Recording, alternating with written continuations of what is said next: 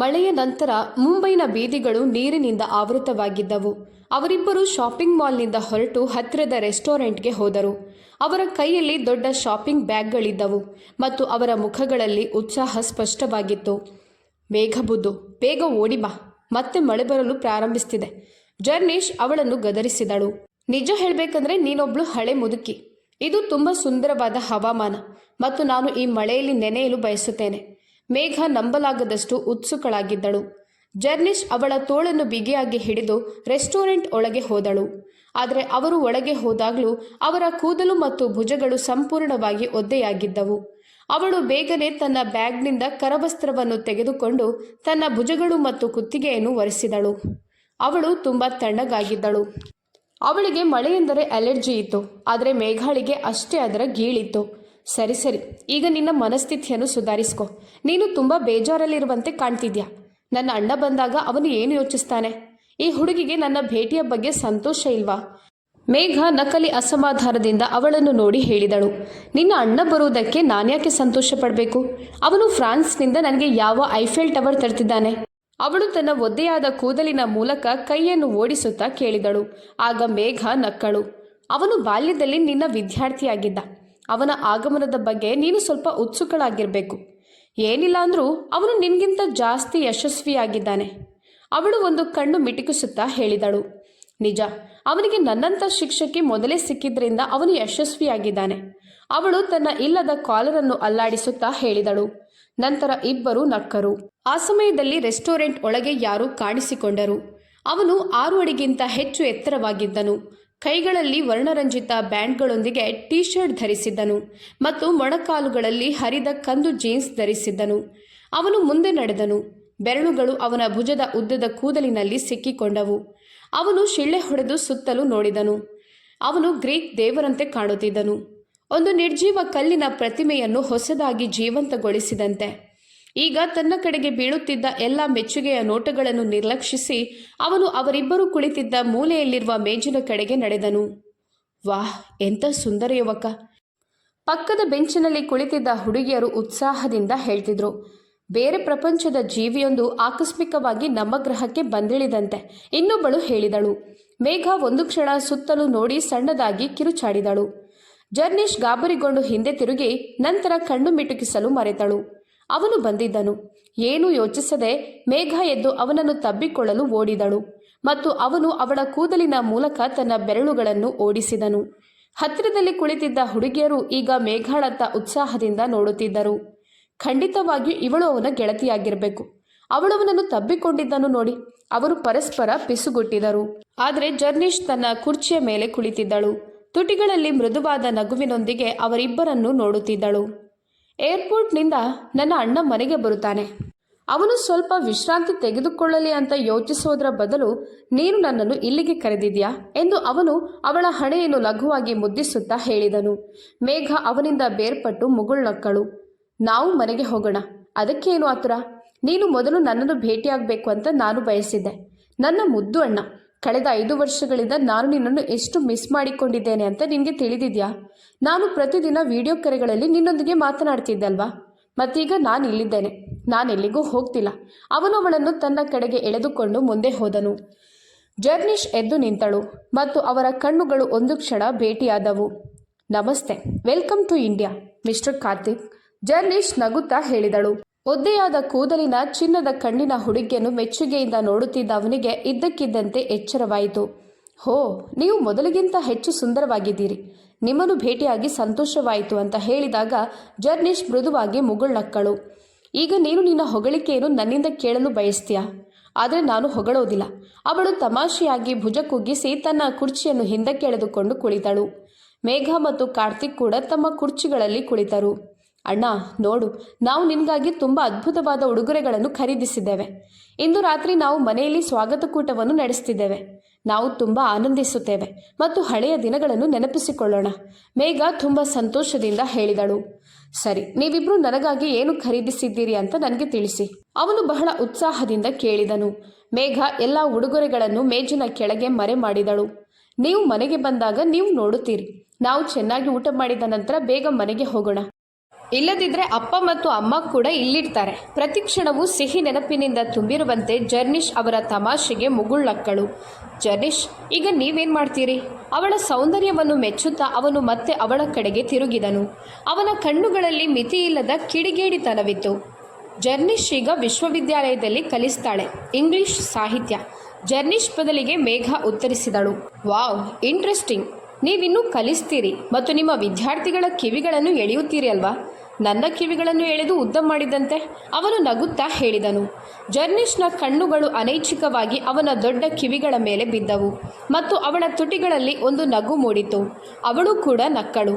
ಇಲ್ಲ, ನಾನೀಗ ಅವುಗಳನ್ನು ಎಳೆಯುವುದನ್ನು ನಿಲ್ಲಿಸಿದ್ದೇನೆ. ಯಾಕಂದರೆ ಈ ಕಿವಿಗಳಿಂದ ಬೇರೆಯವರ ಸೌಂದರ್ಯ ಕಡಿಮೆಯಾಗಬಾರ್ದು ಅಂತ ನಾನು ಬಯಸುತ್ತೇನೆ. ಮತ್ತೆ ಹೇಳು, ಭವಿಷ್ಯದಲ್ಲಿ ನಿನ್ನ ಯೋಜನೆಗಳೇನು? ಅವಳು ತನ್ನ ಒದ್ದೆಯಾದ ಕೂದಲನ್ನು ಕಿವಿಯ ಹಿಂದೆ ಮಡಚುತ್ತಾ ಕೇಳಿದಳು ಮತ್ತು ಕಾರ್ತಿಕ್ನ ನೋಟ ಅವಳ ಮೇಲೆ ನೆಲೆಗೊಂಡಿತು. ನನ್ನ ಯೋಜನೆಗಳು ತುಂಬ ಉದಾತ್ತವಾಗಿವೆ. ದೇವರು ಯಶಸ್ಸನ್ನು ನೀಡಲಿ. ಮೊದಲು ನಾನು ಸುಂದರ ಹುಡುಗಿಯನ್ನು ಮದುವೆಯಾಗುತ್ತೇನೆ ಮತ್ತು ನನ್ನ ಕೆಲಸವನ್ನು ಉಳಿಸಿಕೊಳ್ಳುತ್ತೇನೆ. ನಿಸ್ಸಂಶಯವಾಗಿ ನಿರುದ್ಯೋಗಿಗೆ ಯಾರೂ ಹುಡುಗಿಯನ್ನು ನೀಡಲು ಸಾಧ್ಯವಿಲ್ಲ, ಅವನು ತುಂಟತನದಿಂದ ಹೇಳಿದನು. ಇಬ್ಬರು ಜೋರಾಗಿ ನಗುವಂತೆ ಮಾಡಿದನು. ಹೇ, ನನ್ನ ಅಣ್ಣ ಏನು ಮಾಡಿದಿದ್ರೂ ಕಾಯುತ್ತಿರುವ ಹುಡುಗಿಯರ ಸಾಲು ಇನ್ನೂ ಇದೆ. ನಾನು ನನ್ನ ಸ್ವಂತ ಅತ್ತಿಗೆಯನ್ನು ಹುಡುಕುತ್ತೇನೆ ಮತ್ತು ಜರ್ನಿಶ್, ನೀವಿದಕ್ಕೆ ನನಗೆ ಸಹಾಯ ಮಾಡುತ್ತೀರಿ, ಮೇಘ ಉತ್ಸಾಹದಿಂದ ಹೇಳಿದಳು. ಯಾರಿಗೊತ್ತು, ಅಣ್ಣ ಈಗಾಗಲೇ ಹುಡುಗಿಯನ್ನು ಕಂಡುಕೊಂಡಿರ್ಬೋದು. ನೀನು ಅನಗತ್ಯವಾಗಿ ಯಾಕೆ ಚಿಂತಿಸ್ತಿದ್ಯಾ? ಜರ್ನಿಶ್ ಅವಳನ್ನು ಪ್ರೀತಿಯಿಂದ ಗದರಿಸಿದಳು. ನೀನು ಹೇಳಿದ್ದು ಸರಿ ಜರ್ನಿಶ್, ನನಗೆ ನಿಜವಾಗಿಯೂ ಹುಡುಗಿ ಸಿಕ್ಕಿದ್ದಾಳೆ.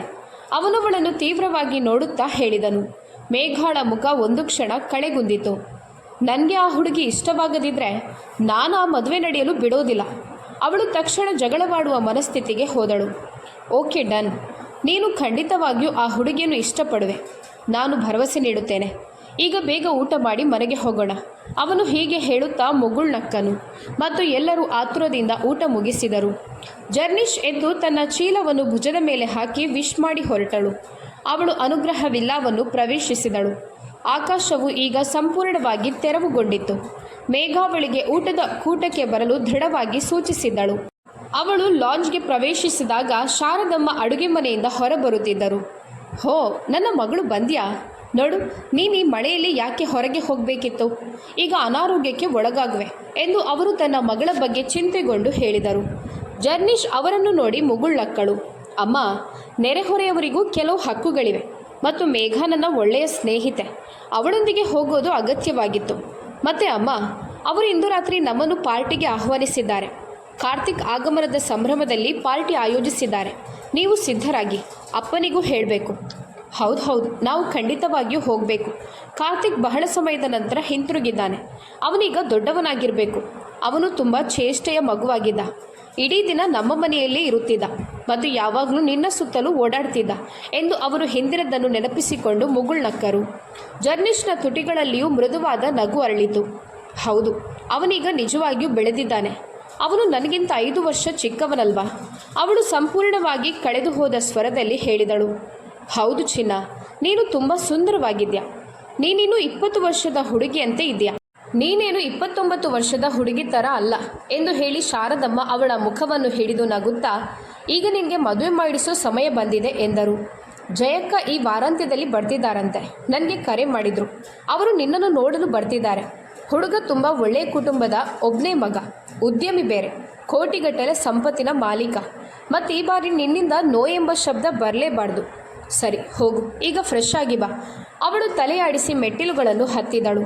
ಮದುವೆಯ ಆಲೋಚನೆಯ ಯಾವುದೇ ಭಾವನೆಯಾಗಲಿ, ಯಾವುದೇ ಉತ್ಸಾಹವಾಗಲಿ ಅವಳಲ್ಲಿರಲಿಲ್ಲ. ಆ ರಾತ್ರಿ ನರಸಿಂಹರಾಯರ ವಿಲ್ಲಾ ಸಂತೋಷ ಮತ್ತು ಸಡಗರದಿಂದ ತುಂಬಿತ್ತು.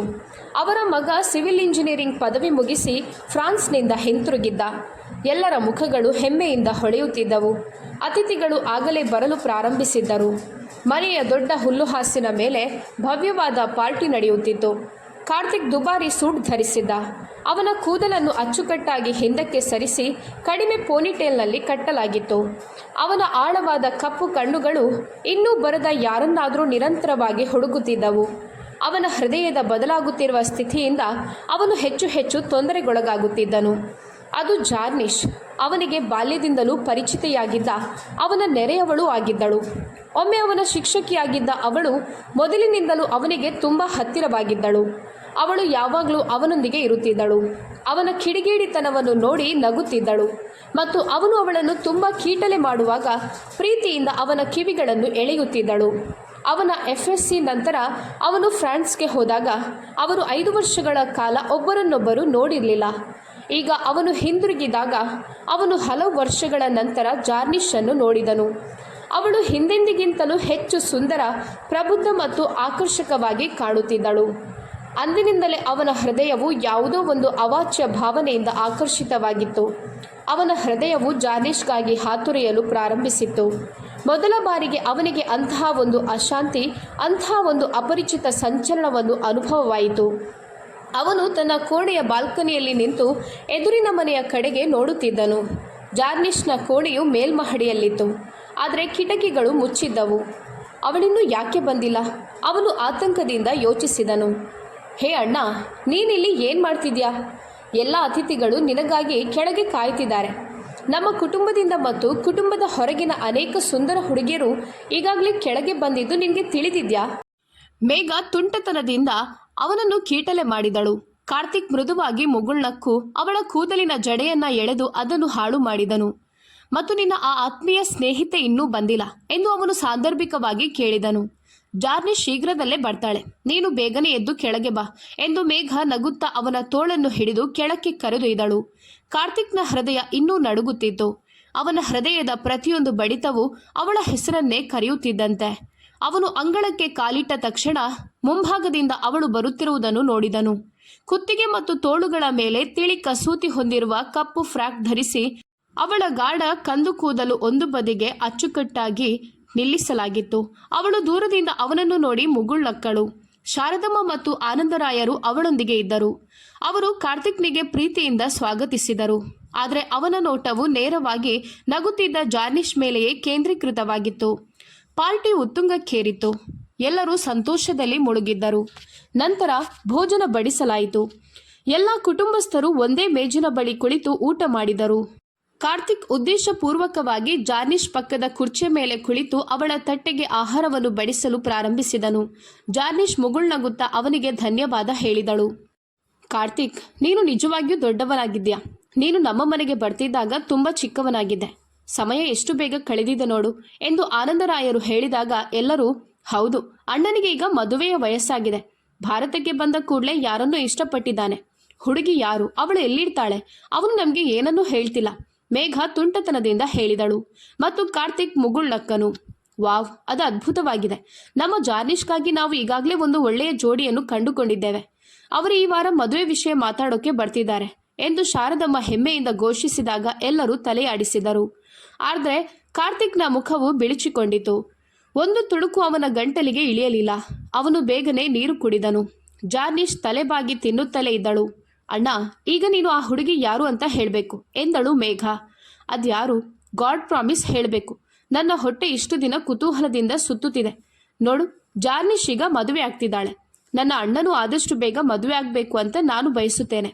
ಆಗ ನಮಗೆ ತುಂಬ ಖುಷಿಯಾಗುತ್ತದೆ ಎಂದು ಅವಳು ತಮಾಷೆಯ ನಗುವಿನೊಂದಿಗೆ ಹೇಳಿದಳು. ಮತ್ತು ಎಲ್ಲರ ಕಣ್ಣುಗಳು ಕಾರ್ತಿಕ್ ಮೇಲೆಯೇ ನೆಟ್ಟವು. ಹೌದು ಮಗನೇ, ನಿನಗೆ ಯಾವ ಹುಡುಗಿ ಇಷ್ಟವಾಗುತ್ತಾಳೆಯೋ ಅವಳು ಖಂಡಿತವಾಗಿಯೂ ಒಳ್ಳೆಯವಳಾಗಿರ್ತಾಳೆ. ಹೇಳು ಮಗನೇ, ಯಾರವಳು? ನೀನು ಹೇಳಿದ್ರೆ ನಾವು ನಿನ್ನ ವಿಷಯವನ್ನು ಮುಂದೆ ಕೊಂಡೊಯ್ಯಬಹುದು ಎಂದು ಪವಿತ್ರರವರು ಪ್ರೀತಿಯಿಂದ ಕೇಳಿದರು. ಅವನು ಗೊಂದಲಕ್ಕೊಳಗಾದನು. ಜಾರ್ನಿಷ್ ಕೂಡ ಅವನತ್ತ ಆಸಕ್ತಿಯಿಂದ ನೋಡಿದಳು. ಅಷ್ಟಕ್ಕೂ ಆ ಅದ್ಭುತ ಮಾಂತ್ರಿಕ ವ್ಯಕ್ತಿತ್ವದ ಆ ಹುಡುಗ ಇಷ್ಟಪಟ್ಟ ಹುಡುಗಿ ಯಾರಾಗಿರ್ಬೋದು? ಹೌದು, ಈಗ ನಾನು ಎಲ್ರಿಗೂ ಹೇಳಲೇಬೇಕು. ಇಲ್ಲಾಂದರೆ ಅವಳಿಗೆ ಬೇರೆ ಮದುವೆ ಆದರೆ ನಾನು ಮೂಕ ಪ್ರೇಕ್ಷಕನಾಗಿ ನೋಡಬೇಕಾಗ್ಬೋದು. ಆದರೆ ಸಮಸ್ಯೆ ಏನಂದರೆ ನಾನಿನ್ನೂ ಆ ಹುಡುಗಿಗೆ ನನ್ನ ಇಷ್ಟವನ್ನು ಹೇಳಲಿಲ್ಲ. ಮೊದಲು ಅವಳನ್ನು ಮನವೊಲಿಸಬೇಕು. ಅವಳು ನನ್ನನ್ನು ತಿರಸ್ಕರಿಸಲೂಬಹುದು ಎಂದು ಅವನು ಜಾರ್ನಿಷ್ನ ಕಣ್ಣುಗಳನ್ನು ನೋಡಿದ. ನಿನ್ನನ್ನು ತಿರಸ್ಕರಿಸುವವರು ಯಾರಾದರೂ ಕುರುಡಿಯರು ಇರಬೇಕು ಎಂದು ಜಾರ್ನಿಷ್ ಅವನನ್ನು ಕೀಟಲೆ ಮಾಡಿದಳು. ಮತ್ತು ಎಲ್ಲರೂ ನಕ್ಕರು. ಆದರೆ ಕಾರ್ತಿಕ್ನ ಆಳವಾದ ನೋಟವು ಜಾರ್ನಿಷ್ನ ಮೇಲೆಯೇ ಸ್ಥಿರವಾಗಿತ್ತು. ಇದ್ದಕ್ಕಿದ್ದಂತೆ ಜಾರ್ನಿಷ್ಗೆ ಕಾರ್ತಿಕ್ನ ಕೈ ತನ್ನ ಕೈಯ ಮೇಲೆ ಇರುವುದು ಅನುಭವವಾಯಿತು ಮತ್ತು ಅವಳಿಗೆ ಆಘಾತವಾಯಿತು. ಅವಳ ಉಸಿರು ನಿಂತು ಹೋಯಿತು. ಅವಳು ತನ್ನತ್ತ ಗಮನವಿಟ್ಟು ನೋಡುತ್ತಿದ್ದ ಕಾರ್ತಿಕ್ನ ಕಡೆಗೆ ತಿರುಗಿದಳು. ತಗೋ ಮಗಳೇ, ನೀರು ಕುಡಿ. ಪವಿತ್ರಮ್ಮ ಗ್ಲಾಸನ್ನು ಅವಳ ಕಡೆಗೆ ಚಾಚಿದರು. ಅವಳು ಅದನ್ನು ತನ್ನ ಎಡಗೈಯಿಂದ ತೆಗೆದುಕೊಂಡಳು. ಯಾಕಂದ್ರೆ ಅವಳ ಬಲಗೈ ಕಾರ್ತಿಕ್ನ ಕೈಯಲ್ಲಿ ದೃಢವಾಗಿತ್ತು. ಅವನು ಮೇಜಿನ ಕೆಳಗೆ ಕುಳಿತು ಮೊಣಕಾಲುಗಳ ಮೇಲೆ ವಿಶ್ರಾಂತಿ ಪಡೆದು ಅವಳ ಕೈಯನ್ನು ಹಿಡಿದಿದ್ದನು. ಜಾರ್ನಿಷ್ನ ಹಸಿವು ಮತ್ತು ಬಾಯಾರಿಕೆ ಮಾಯವಾಗಿತ್ತು. ಇದೇನು ತಮಾಷೆ, ಎಲ್ರೂ ನೋಡ್ತಿದ್ದಾರೆ, ನನ್ನ ಕೈಯನ್ನು ಬಿಟ್ಟು ಬಿಡು. ಅವಳವನ ಕಿವಿಯಲ್ಲಿ ಪಿಸುಗುಟ್ಟಿದಳು. ಆದರೆ ಹಠಮಾರಿ ಮಗುವಿನಂತೆ ಅವನವಳ ಬೆರಳುಗಳನ್ನು ಇನ್ನಷ್ಟು ಬಿಗಿಯಾಗಿ ಹಿಡಿದನು. ಜಾರ್ನಿಷ್ ಅವನ ಕೈಯನ್ನು ದೂರ ಸರಿಸಿ ಎದ್ದು ನಿಂತಳು. ಏನಾಯ್ತು ಮಗಳೇ, ಚೆನ್ನಾಗಿದ್ಯಾ ತಾನೆ? ಎಲ್ಲರ ಕಣ್ಣುಗಳು ಅವಳತ್ತೆ ತಿರುಗಿದವು.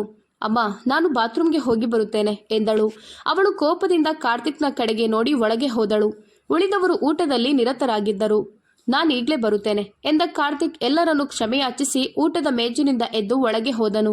ಕೋಪದಿಂದ ಲಾಂಜ್ನಲ್ಲಿ ನಡೆಯುತ್ತಿದ್ದ ಜಾರ್ನಿಷ್ ಅವನಿಗಾಗಿ ಕಾಯುತ್ತಿದ್ದಳು. ಅವನು ಒಳಗೆ ಬಂದಾಗ ನಿಂತು ಹೋದಳು. ಅವನು ಗಂಟಲು ಸರಿಪಡಿಸಿಕೊಂಡು ಅವಳ ಬಳಿಗೆ ಬಂದನು. ಏನಾಗಿದೆ ರಾಜ್ಕುಮಾರಿ, ನೀನ್ಯಾಕೆ ಇಷ್ಟು ಕೋಪಗೊಂಡಿದ್ಯಾ? ಈ ಅಸಭ್ಯತೆ ಏನು ಕಾರ್ತಿಕ್? ನೀನಿನ್ನೂ ಮಗುವಲ್ಲ, ನಾವೆಲ್ಲ ದೊಡ್ಡವರಾಗಿದ್ದೇವೆ. ಮತ್ತು ನನ್ನ ಕೈಯನ್ನು ಹಾಗೆ ಹಿಡಿದಿರುವುದು ತುಂಬ ಅಸಭ್ಯವಾಗಿತ್ತು. ನಾನಿನ್ನು ನಿನ್ನ ಶಿಕ್ಷಕಿಯಲ್ಲ ಮತ್ತು ನೀನು ನನ್ನ ಗಂಡನೂ ಅಲ್ಲ, ಅವಳು ಕಠಿಣವಾಗಿ ಹೇಳಿದಳು. ಕಾರ್ತಿಕ್ ಮುಗುಳ್ನಕ್ಕನು. ಅದು ತಪ್ಪು ಅಂತ ನನಗೆ ತಿಳಿದಿದೆ ಮತ್ತು ನಾನು ಅದಕ್ಕೆ ಕ್ಷಮೆ ಯಾಚಿಸುತ್ತೇನೆ. ಆದರೆ ನನ್ನ ಹೃದಯವು ದಂಗೆ ಏಳುವುದನ್ನು ನಾನು ಏನು ಮಾಡಬೇಕು? ನಾನು ನಿನ್ನನ್ನು ತುಂಬ ಪ್ರೀತಿಸ್ತಿದ್ದೇನೆ. ಸ್ವಲ್ಪ ಸಮಯದ ಹಿಂದೆ ಅವರೆಲ್ಲ ನಿನ್ನ ಮದುವೆಯ ಬಗ್ಗೆ ಹೇಳಿದರು. ಆಗಿನಿಂದ ನನ್ನೊಳಗೆ ಬೆಂಕಿ ಉರಿಯುತ್ತಿದೆ. ನಾನು ನಿನ್ನನ್ನು ಬೇರೆ ಯಾರೊಂದಿಗೂ ನೋಡಲು ಸಾಧ್ಯ ಇಲ್ಲ. ನೀನು ನನ್ನವಳಾಗಿರಬೇಕು. ಹೇಳು, ನನಗೆ ಉತ್ತರಿಸು. ನೀನು ನನ್ನನ್ನು ಮದುವೆ ಆಗ್ತೀಯಾ? ಅವನು ಪ್ರೀತಿಯಿಂದ ತುಂಬಿದ ಕಣ್ಣುಗಳಿಂದ ಅವಳನ್ನು ನೋಡುತ್ತಿದ್ದನು. ಆದರೆ ಜಾರ್ನಿಷ್ ಕಲ್ಲಿನಂತಾಗಿದ್ದಳು. ಅವಳಿಗೆ ನಂಬಲಾಗಲಿಲ್ಲ. ನಿನಗೆ ಹುಚ್ಚು ಹಿಡಿದಿದ್ಯಾ ಕಾರ್ತಿಕ್? ನಾನು ನಿನಗಿಂತ 5 ವರ್ಷ ದೊಡ್ಡವಳು. ಇದು ದೊಡ್ಡ ಜೋಕ್ ಹಾಗೂ ತುಂಬ ಮೂರ್ಖತನ ಎಂದು ಅವಳು ಕೋಪದಿಂದ ಕಣ್ಣು ಚಿಮ್ಮುತ್ತಾ ಹೇಳಿದಳು. ನೀನು ದೊಡ್ಡವಳಾಗಿದ್ದರೆ ನಾನಿನ್ನೂ ಮಗುವಲ್ಲ. ನನಗೀಗ 24 ವರ್ಷ. ನಾನು ವಯಸ್ಕ ಪುರುಷ ಮತ್ತು ಕುರುಡು ಹುಡುಗಿ ಮಾತ್ರ ನನ್ನನ್ನು ತಿರಸ್ಕರಿಸುತ್ತಾಳೆ ಅಂತ ಹೇಳಿದವಳು ನೀನು ತಾನೆ? ಹಾಗಾದರೆ ನೀನು ಕುರುಡಿನ? ನನ್ನ ಪ್ರೀತಿಯನ್ನು ನೋಡಲು ಸಾಧ್ಯವಿಲ್ವಾ ನಿನಗೆ? ಕಾರ್ತಿಕ್ ಉತ್ಸಾಹದಿಂದ ಹೇಳಿದನು. ನಿನಗೆ ಗೊತ್ತಾ, ಬಾಲ್ಯದಿಂದಲೂ ನಾನು ನಿನ್ನನ್ನು ನನ್ನ ವಧುವನ್ನಾಗಿ ಮಾಡುತ್ತೇನೆ ಅಂತ ಹೇಳ್ತಿದ್ದೆ. ಆಗ ನೀನು ನನ್ನ ಕಿವಿಗಳನ್ನು ಎಳೆಯುತ್ತಾ ನಾನು ನಿನ್ನವಳಾಗಿರುತ್ತೇನೆ ಎಂದು ಭರವಸೆ ನೀಡ್ತಿದ್ದೆ.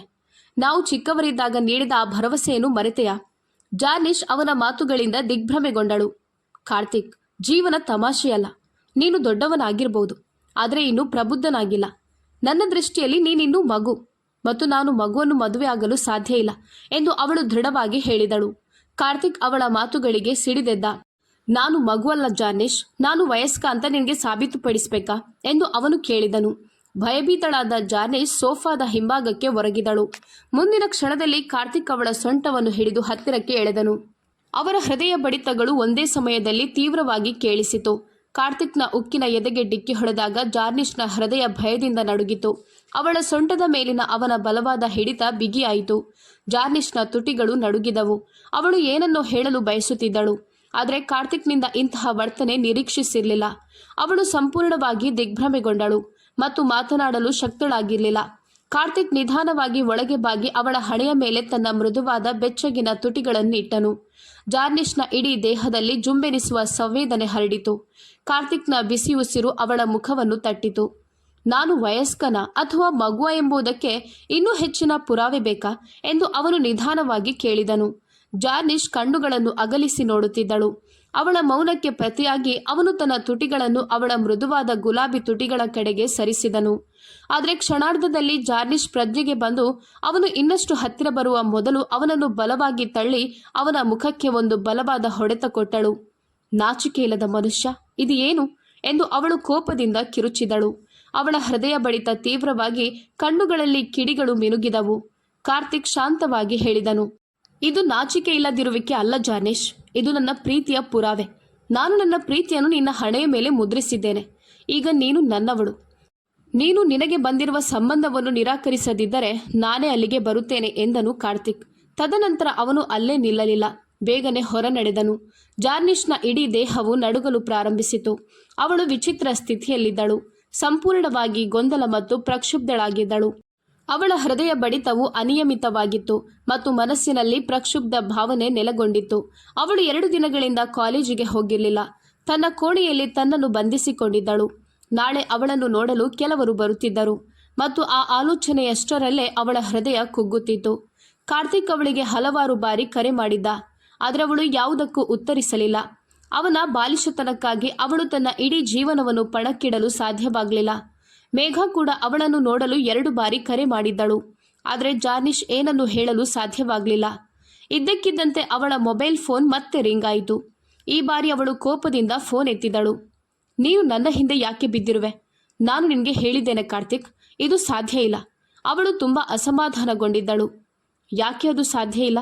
ನನ್ನಲ್ಲಿ ಏನು ತಪ್ಪಾಗಿದೆ? ನಾನು ನಿನಗೆ ಯೋಗ್ಯನಲ್ವಾ ಎಂದು ಕಾರ್ತಿಕ್ ಕೋಪದಿಂದ ಕೇಳಿದಾಗ ಜಾರ್ನಿಶ್ನ ಹೃದಯ ಬಡಿತ ತಪ್ಪಿತು. ಅದು ಹಾಗಲ್ಲ ಕಾರ್ತಿಕ್, ನೀನು ನನಗಿಂತ ಹೆಚ್ಚು ಅರ್ಹನಾಗಿದ್ಯಾ.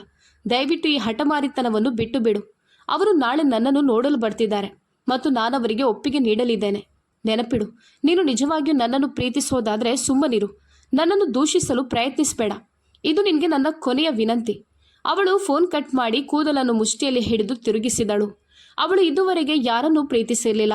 ಯಾರಾದರೂ ಅವಳಿಗೆ ಇಷ್ಟೊಂದು ಉತ್ಸಾಹ ತೋರಿಸಿದ್ದು ಇದೇ ಮೊದಲು. ದೈಹಿಕವಾಗಿ ಅವಳ ಹೃದಯ ಬಡಿತ ಸಹಜವಾಗಿದ್ದರೂ ಸಾಮಾಜಿಕ ನಿರ್ಬಂಧಗಳಿಂದಾಗಿ ಅವಳು ಬಯಸಿದ್ದರೂ ಸಹ ಈ ಪ್ರೀತಿಯನ್ನು ಸ್ವೀಕರಿಸಲು ಸಾಧ್ಯವಾಗಲಿಲ್ಲ. ಅವಳು ಸಾಧ್ಯವಾದಷ್ಟು ಬೇಗ ಮದುವೆ ಆಗಬೇಕಾಗಿತ್ತು. ಮರುದಿನ ಸಂಜೆ ಅವಳು ಸಿದ್ಧಳಾಗಿ ಕೆಳಗೆ ಲಾಂಜ್ಗೆ ಹೋದಳು. ಅವಳ ಹೃದಯ ಬಡಿಯುತ್ತಿತ್ತು. ಕುಟುಂಬದ ಕೆಲವರನ್ನು ಆಹ್ವಾನಿಸಿದ್ದರು.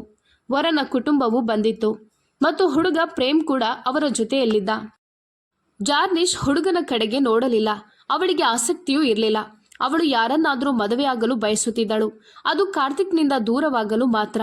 ಅವಳ ಪಕ್ಕದಲ್ಲಿ ಕುಳಿತಿದ್ದ ಮೇಘ ಅವಳನ್ನು ಕೀಟಲೆ ಮಾಡಿದಳು. ನಮಗೆ ನಿಮ್ಮ ಮಗಳು ತುಂಬ ಇಷ್ಟ ಆಗಿದ್ದಾಳೆ.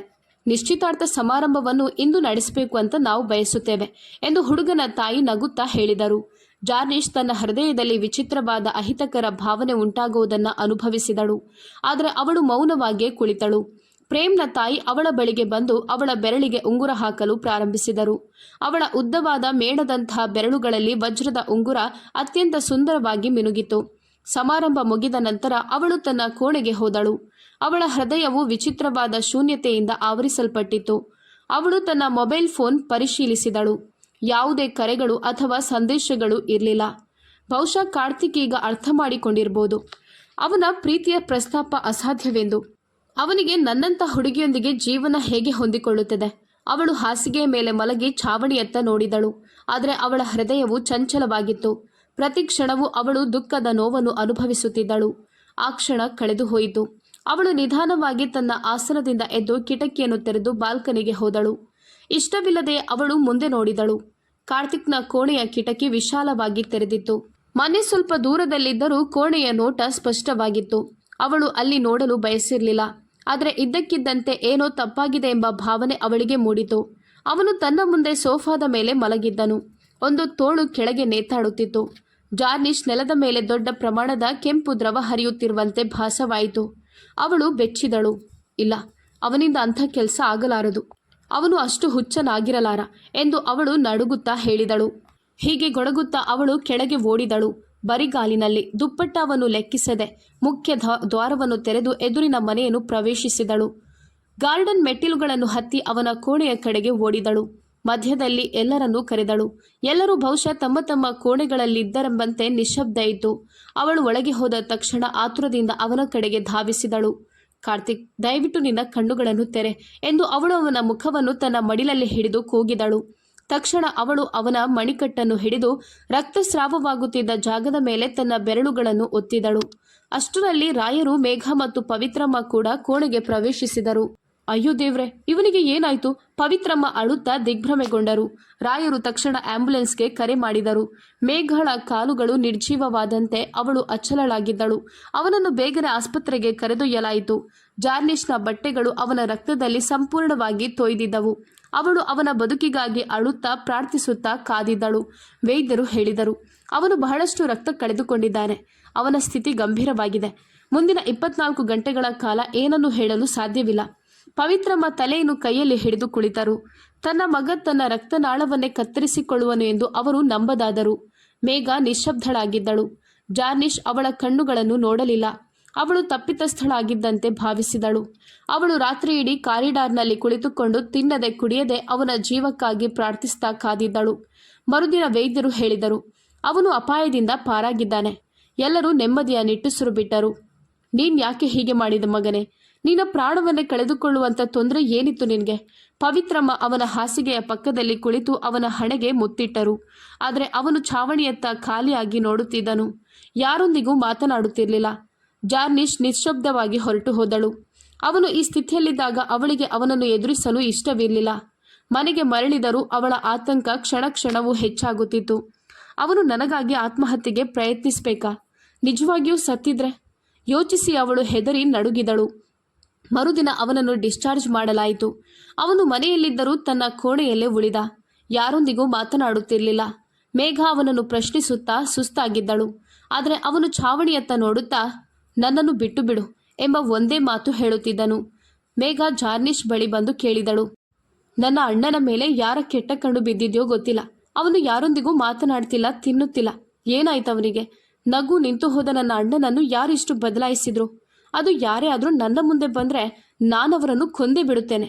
ಅವಳು ಕೋಪದಿಂದ ನಡುಗುತ್ತಿದ್ದಳು. ಜಾರ್ನಿಶ್ ನಿಧಾನವಾಗಿ ಹೇಳಿದಳು, ಮೇಘ, ನಿನ್ನ ಅಣ್ಣನಿಗೆ ಬುದ್ಧಿ ಕೆಟ್ಟಿದೆ, ಇನ್ನೇನೂ ಅಲ್ಲ. ಅವಳು ಆತಂಕದಿಂದ ಮುಂದೆ ಹಿಂದೆ ನಡೆಯುತ್ತಾ ಮುಂದುವರಿಯುತ್ತಳು. ಮೇಘ ಹೆಪ್ಪುಗಟ್ಟಿದ ಕಂಠದಲ್ಲಿ ಕೇಳಿದಳು, ನಿನ್ಗೆ ಎಲ್ಲವೂ ಗೊತ್ತಿದೆ ಎಂಬಂತೆ ಮಾತನಾಡ್ತಿದ್ಯಾ? ಕಾರಣ ಹೇಳು. ನೀನೇನು ಮರೆ ಮಾಡ್ತಿದ್ಯಾ? ಜಾರ್ನಿಶ್ ತಲ್ಲಣಗೊಂಡು ಮೌನಳಾದಳು. ಕೊನೆಗೆ ಹೇಳಿದಳು, ಇದು ಅವನ ಹುಚ್ಚುತನದಿಂದಾಗಿದೆ ಮೇಘ, ಬೇರೇನೂ ಅಲ್ಲ. ನಾನು ಅವನಿಗೆ ತಿಳಿ ಹೇಳಿದ್ದೆ, ನಾವು ಒಂದಾಗೋದು ಸಾಧ್ಯ ಇಲ್ಲ. ಆದರೆ ಅವನು ಅಚ್ಚಲನಾಗಿದ್ದ. ಪ್ರೀತಿ ಅಂದರೆ ಹಠಮಾರಿತನ ಅಲ್ಲ ಮೇಘ. ಪ್ರೀತಿ ಅಂದರೆ ತ್ಯಾಗ, ಹೃದಯವಂತಿಕೆ. ಅವನಿಗೆ ನನ್ನ ಮೇಲೆ ಇರುವ ಭಾವನೆ ಯಾವ ಪ್ರೀತಿಯಲ್ಲ, ಅದು ಗೀಳು, ಹುಚ್ಚುತನ. ಅವಳು ಮೇಘಾಳಿಗೆ ಎಲ್ಲವನ್ನೂ ಹೇಳಿದಳು. ಮೇಘಾಳಿಗೆ ಯಾರೋ ಆಕಾಶವನ್ನೇ ಅವಳ ತಲೆಯ ಮೇಲೆ ಬೀಳಿಸಿದಂತೆ ಭಾಸವಾಯಿತು. ಏನು? ನೀನೇನು ಹೇಳ್ತಿದ್ಯಾ? ಅಂದರೆ ನನ್ನ ಅಣ್ಣ ನಿನ್ನನ್ನು ಪ್ರೀತಿಸ್ತಿದ್ದಾನಾ? ಓ ದೇವ್ರೆ, ನಂಬಲಾಗ್ತಿಲ್ಲ. ಅವಳು ಅಲ್ಲೇ ನಿಂತು ತಲೆಯನ್ನು ಗೋಡೆಗೆ ಒತ್ತಿಕೊಂಡಳು. ಜಾರ್ನಿಶ್ ಸ್ವಲ್ಪ ನಗು ಬೀರಿದಳು. ನೋಡು, ನೀನು ಆಘಾತಕ್ಕೊಳಗಾದ್ಯಾ? ನಾನೂ ಸಹ ಹಾಗೇ ಇದ್ದೆ. ಅವನೊಂದಿಗೆ ನನ್ನ ಏನೂ ಹೊಂದಾಣಿಕೆ ಇಲ್ಲ. ಮೇಘ ಇನ್ನೂ ದಿಗ್ಭ್ರಮೆಯಲ್ಲೇ ನಿಂತಿದ್ದಳು. ನೀನು ಯಾರನ್ನಾದರೂ ಪ್ರೀತಿಸಬಹುದು ಜಾರ್ನಿಶ್, ತನ್ನ ಧ್ವನಿಯಲ್ಲಿ ಸೋತು ಹೇಳಿದಳು. ಆದರೆ ಈಗ ಅವನನ್ನು ಬೆಂಬಲಿಸಬೇಡ. ದಯವಿಟ್ಟು ಅವನನ್ನು ಬಾಲಿಶತನದಿಂದ ವರ್ತಿಸುವುದನ್ನು ನಿಲ್ಲಿಸುವಂತೆ ಮನವೊಲಿಸು. ನಾವೀಗ ದೊಡ್ಡವರಾಗಿದ್ದೇವೆ. ಇದು ಅಸಾಧ್ಯ. ಮತ್ತೀಗ ನಾನು ನಿಶ್ಚಿತಾರ್ಥ ಮಾಡಿಕೊಂಡಿದ್ದೇನೆ. So no chance. ಮೇಘಾಳನ್ನ ಮನವರಿಕೆ ಮಾಡಲು ಪ್ರಯತ್ನಿಸುತ್ತಾ ಅವಳು ಕೇಳಿದಳು, ಅಣ್ಣ ನನಗಾಗಿ ಇಂಥ ದುಷ್ಕೃತ್ಯ ಮಾಡಲು ಹೋಗಿದ್ದಾನೆ. ಜಾರ್ನಿಶ್ ಹೇಳಿದಳು. ನಾನವನನ್ನು ತಿರಸ್ಕರಿಸಿದ್ದೆ. ಅದಕ್ಕಾಗಿ ಅವನು ಆತ್ಮಹತ್ಯೆಗೆ ಪ್ರಯತ್ನಿಸಿದ್ದಾನೆ. ಆದರೆ ಇದರಿಂದ ಏನು ಸಾಧಿಸಲು ಸಾಧ್ಯ? ಮೇಘಾಳಿಗೆ ಮತ್ತೆ ಪ್ರಜ್ಞೆ ಮರಳಿದಂತಾಯಿತು.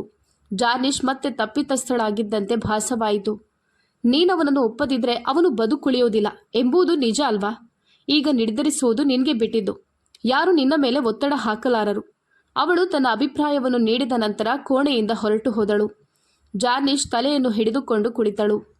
ಅಣ್ಣ ಆತ್ಮಹತ್ಯೆ ಮಾಡಿಕೊಳ್ಳುವ ಮೊದಲು ನನ್ನ ಜೊತೆ ಮಾತನಾಡಬೇಕಿತ್ತು. ಎಲ್ರಿಗೂ ತೊಂದರೆ ಕೊಡುವ ಅಗತ್ಯ ಏನಿತ್ತು? ಒಂದು ದಿನದಲ್ಲಿ ಸಂಪೂರ್ಣವಾಗಿ ಬದಲಾಗಿದ್ದ ಅಣ್ಣ ತನ್ನ ಹಾಸಿಗೆಯ ಮೇಲೆ ಕಾಲುಗಳನ್ನು ಚಾಚಿಕೊಂಡು ಕುಳಿತಿದ್ದಾಗ ಮೇಘ ಕೇಳಿದಳು, ನಿನ್ನ ಫ್ರೆಂಡ್ ನನ್ನ ಯೋಗಕ್ಷೇಮ ವಿಚಾರಿಸಲು ಬಂದಿಲ್ಲ. ಆದರೆ ಅವಳು ಒಳ್ಳೆಯ ಫ್ರೆಂಡ್ ಆಗಿದ್ದಾಳೆ. ಅವನು ದುಃಖಭರಿತ ಸ್ವರದಲ್ಲಿ ನಗುತ್ತಾ ಹೇಳಿದನು.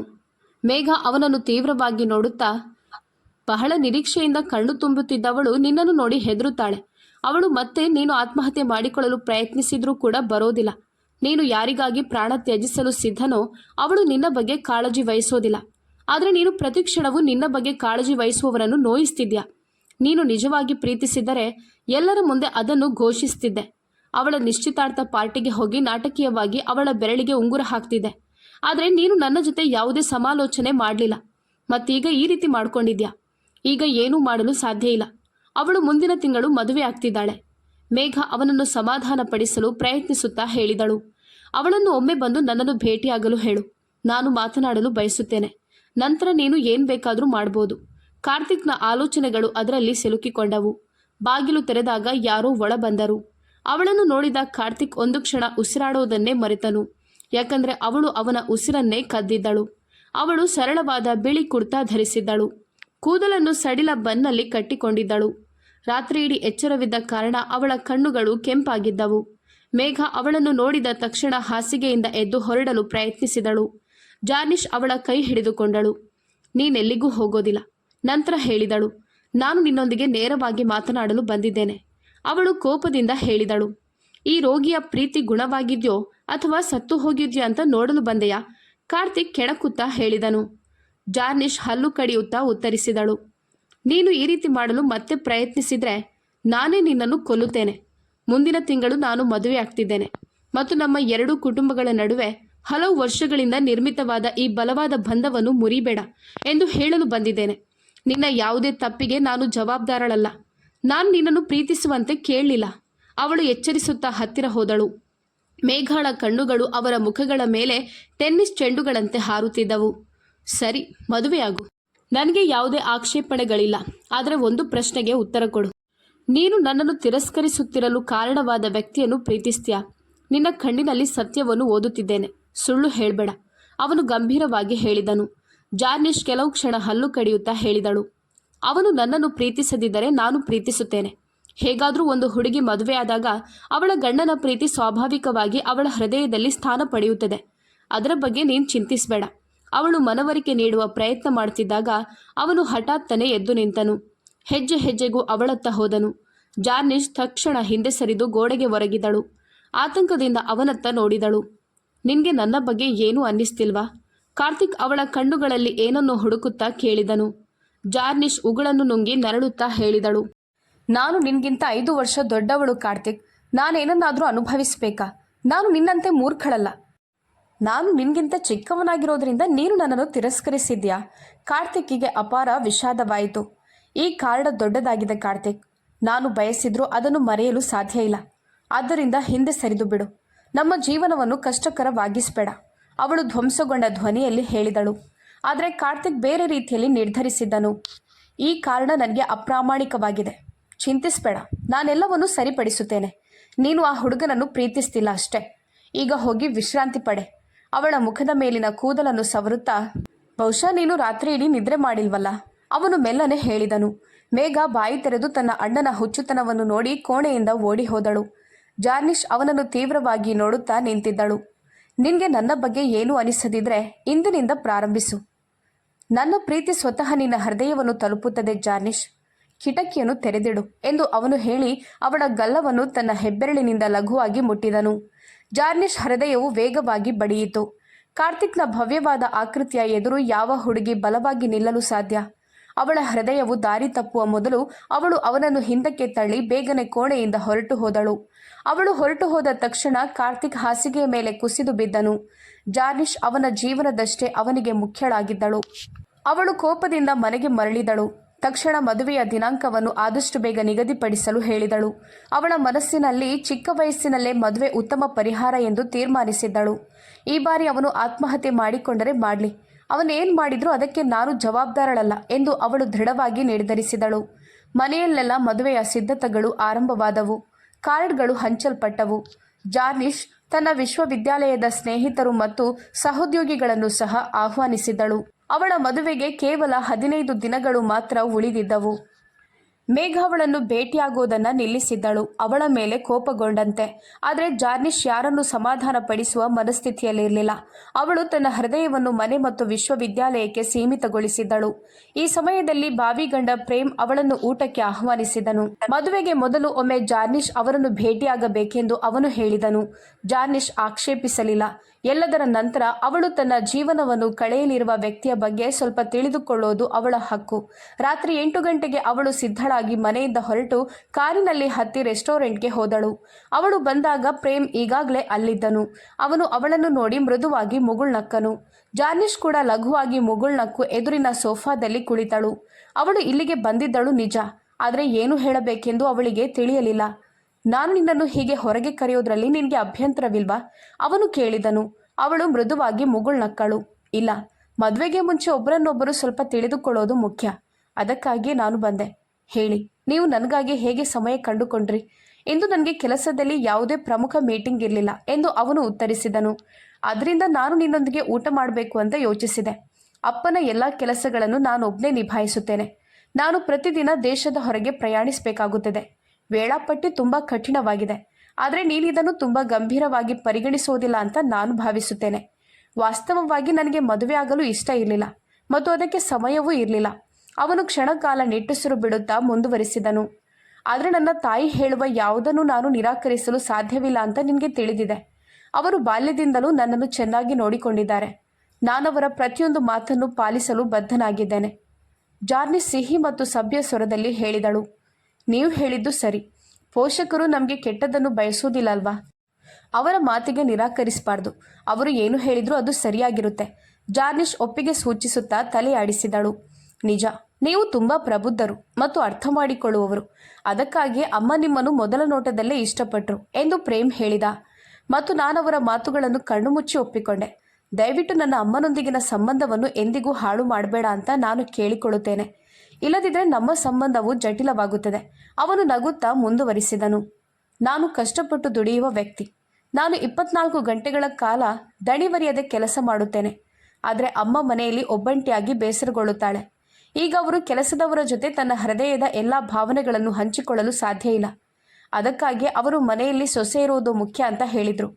ಅದು ನಿಮ್ಮಿಬ್ಬರನ್ನು ಮನರಂಜಿಸುತ್ತದೆ ಮತ್ತು ಯಾವುದೇ ಸಮಸ್ಯೆಗಳಿಲ್ಲ. ಅವನು ತನ್ನ ಗಡಿಯಾರವನ್ನು ಪದೇ ಪದೇ ಪರಿಶೀಲಿಸುತ್ತಿದ್ದನು.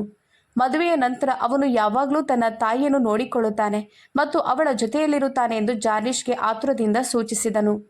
ಜಾರ್ನಿಶ್ ಸ್ವಲ್ಪ ಮುಗುಳ್ನಕ್ಕಳು. ಅವಳ ಮುಂದೆ ಕುಳಿತಿರುವ ವ್ಯಕ್ತಿ ಮನುಷ್ಯನಲ್ಲ, ಬದಲಾಗಿ ಭಾವನೆ ಇಲ್ಲದ ರೋಬೋಟ್ ಅಂತ ಅವಳು ಭಾವಿಸಿದಳು. ಮೊದಲ ಬಾರಿಗೆ ಅವಳು ಉಸಿರುಗಟ್ಟಿದ ಭಾವನೆಯನ್ನು ಅನುಭವಿಸಿದಳು. ಪ್ರೇಮ್, ನೀನು ಹೇಳುತ್ತಿರುವುದೆಲ್ಲವೂ ಸರಿಯಾಗಿದೆ ಎಂದು ಅವಳು ಹೇಳಿದಳು. ಆದರೆ ನಾನು ನಿನಗೆ ಒಂದು ಪ್ರಶ್ನೆ ಕೇಳಲು ಬಯಸುತ್ತೇನೆ. ಈ ಮದುವೆ 100% ನಿನ್ನ ತಾಯಿಯ ಆಯ್ಕೆನಾ? ನಿಜಕ್ಕೂ ನಿನಗೆ ಈ ಮದುವೆ ಆಗಲು ಇಷ್ಟವಿಲ್ವಾ? ಪ್ರೇಮ್ ಕೆಲವು ಕ್ಷಣ ಯೋಚಿಸಿದ. ನಂತರ ಅವನು ಮೃದುವಾಗಿ ಮುಗುಳ್ನಕ್ಕ. ಹೌದು, ನೀನು ಹಾಗೆ ಹೇಳ್ಬೋದು. ಯಾಕಂದರೆ ನನ್ನ ತಾಯಿ ನನಗೆ ತುಂಬ ವಿಶೇಷ. ನಾನವರನ್ನು ಒಂಟಿಯಾಗಿ ಬಿಡಲಾರೆ. ಆದರೆ ನಿನ್ನನ್ನು ಭೇಟಿಯಾದ ನಂತರ ಇದರಲ್ಲಿ ನನಗೆ 100% ಪಾಲಿರಬೇಕು ಅಂತ ಅನ್ನಿಸ್ತು. ನಿನ್ನೊಂದಿಗಿನ ಜೀವನ ಸುಗಮವಾಗಿ ಸಾಗಲಿ ಅಂತ ನಾನು ಭಾವಿಸುತ್ತೇನೆ. ನಿನ್ನ ಕೆಲಸಕ್ಕೂ ನನಗೂ ಯಾವುದೇ ನಿರ್ದಿಷ್ಟ ಅಭ್ಯಂತರವಿಲ್ಲ. ನೀನು ಮುಂದುವರಿಯಬಹುದು. ಅವನು ಮತ್ತೆ ತನ್ನ ಗಡಿಯಾರವನ್ನು ನೋಡಿದನು. ಜಾರ್ನಿಶ್ ಅವನನ್ನು ತನ್ನ ಗಡಿಯಾರವನ್ನು ನೋಡುತ್ತಲೇ ಇರುವುದನ್ನು ಗಮನಿಸಿದಳು. ಅವನು ಓಡಿ ಹೋಗಲು ತಯಾರಾಗುತ್ತಿದ್ದಂತೆ ಕಾಣುತ್ತಿತ್ತು.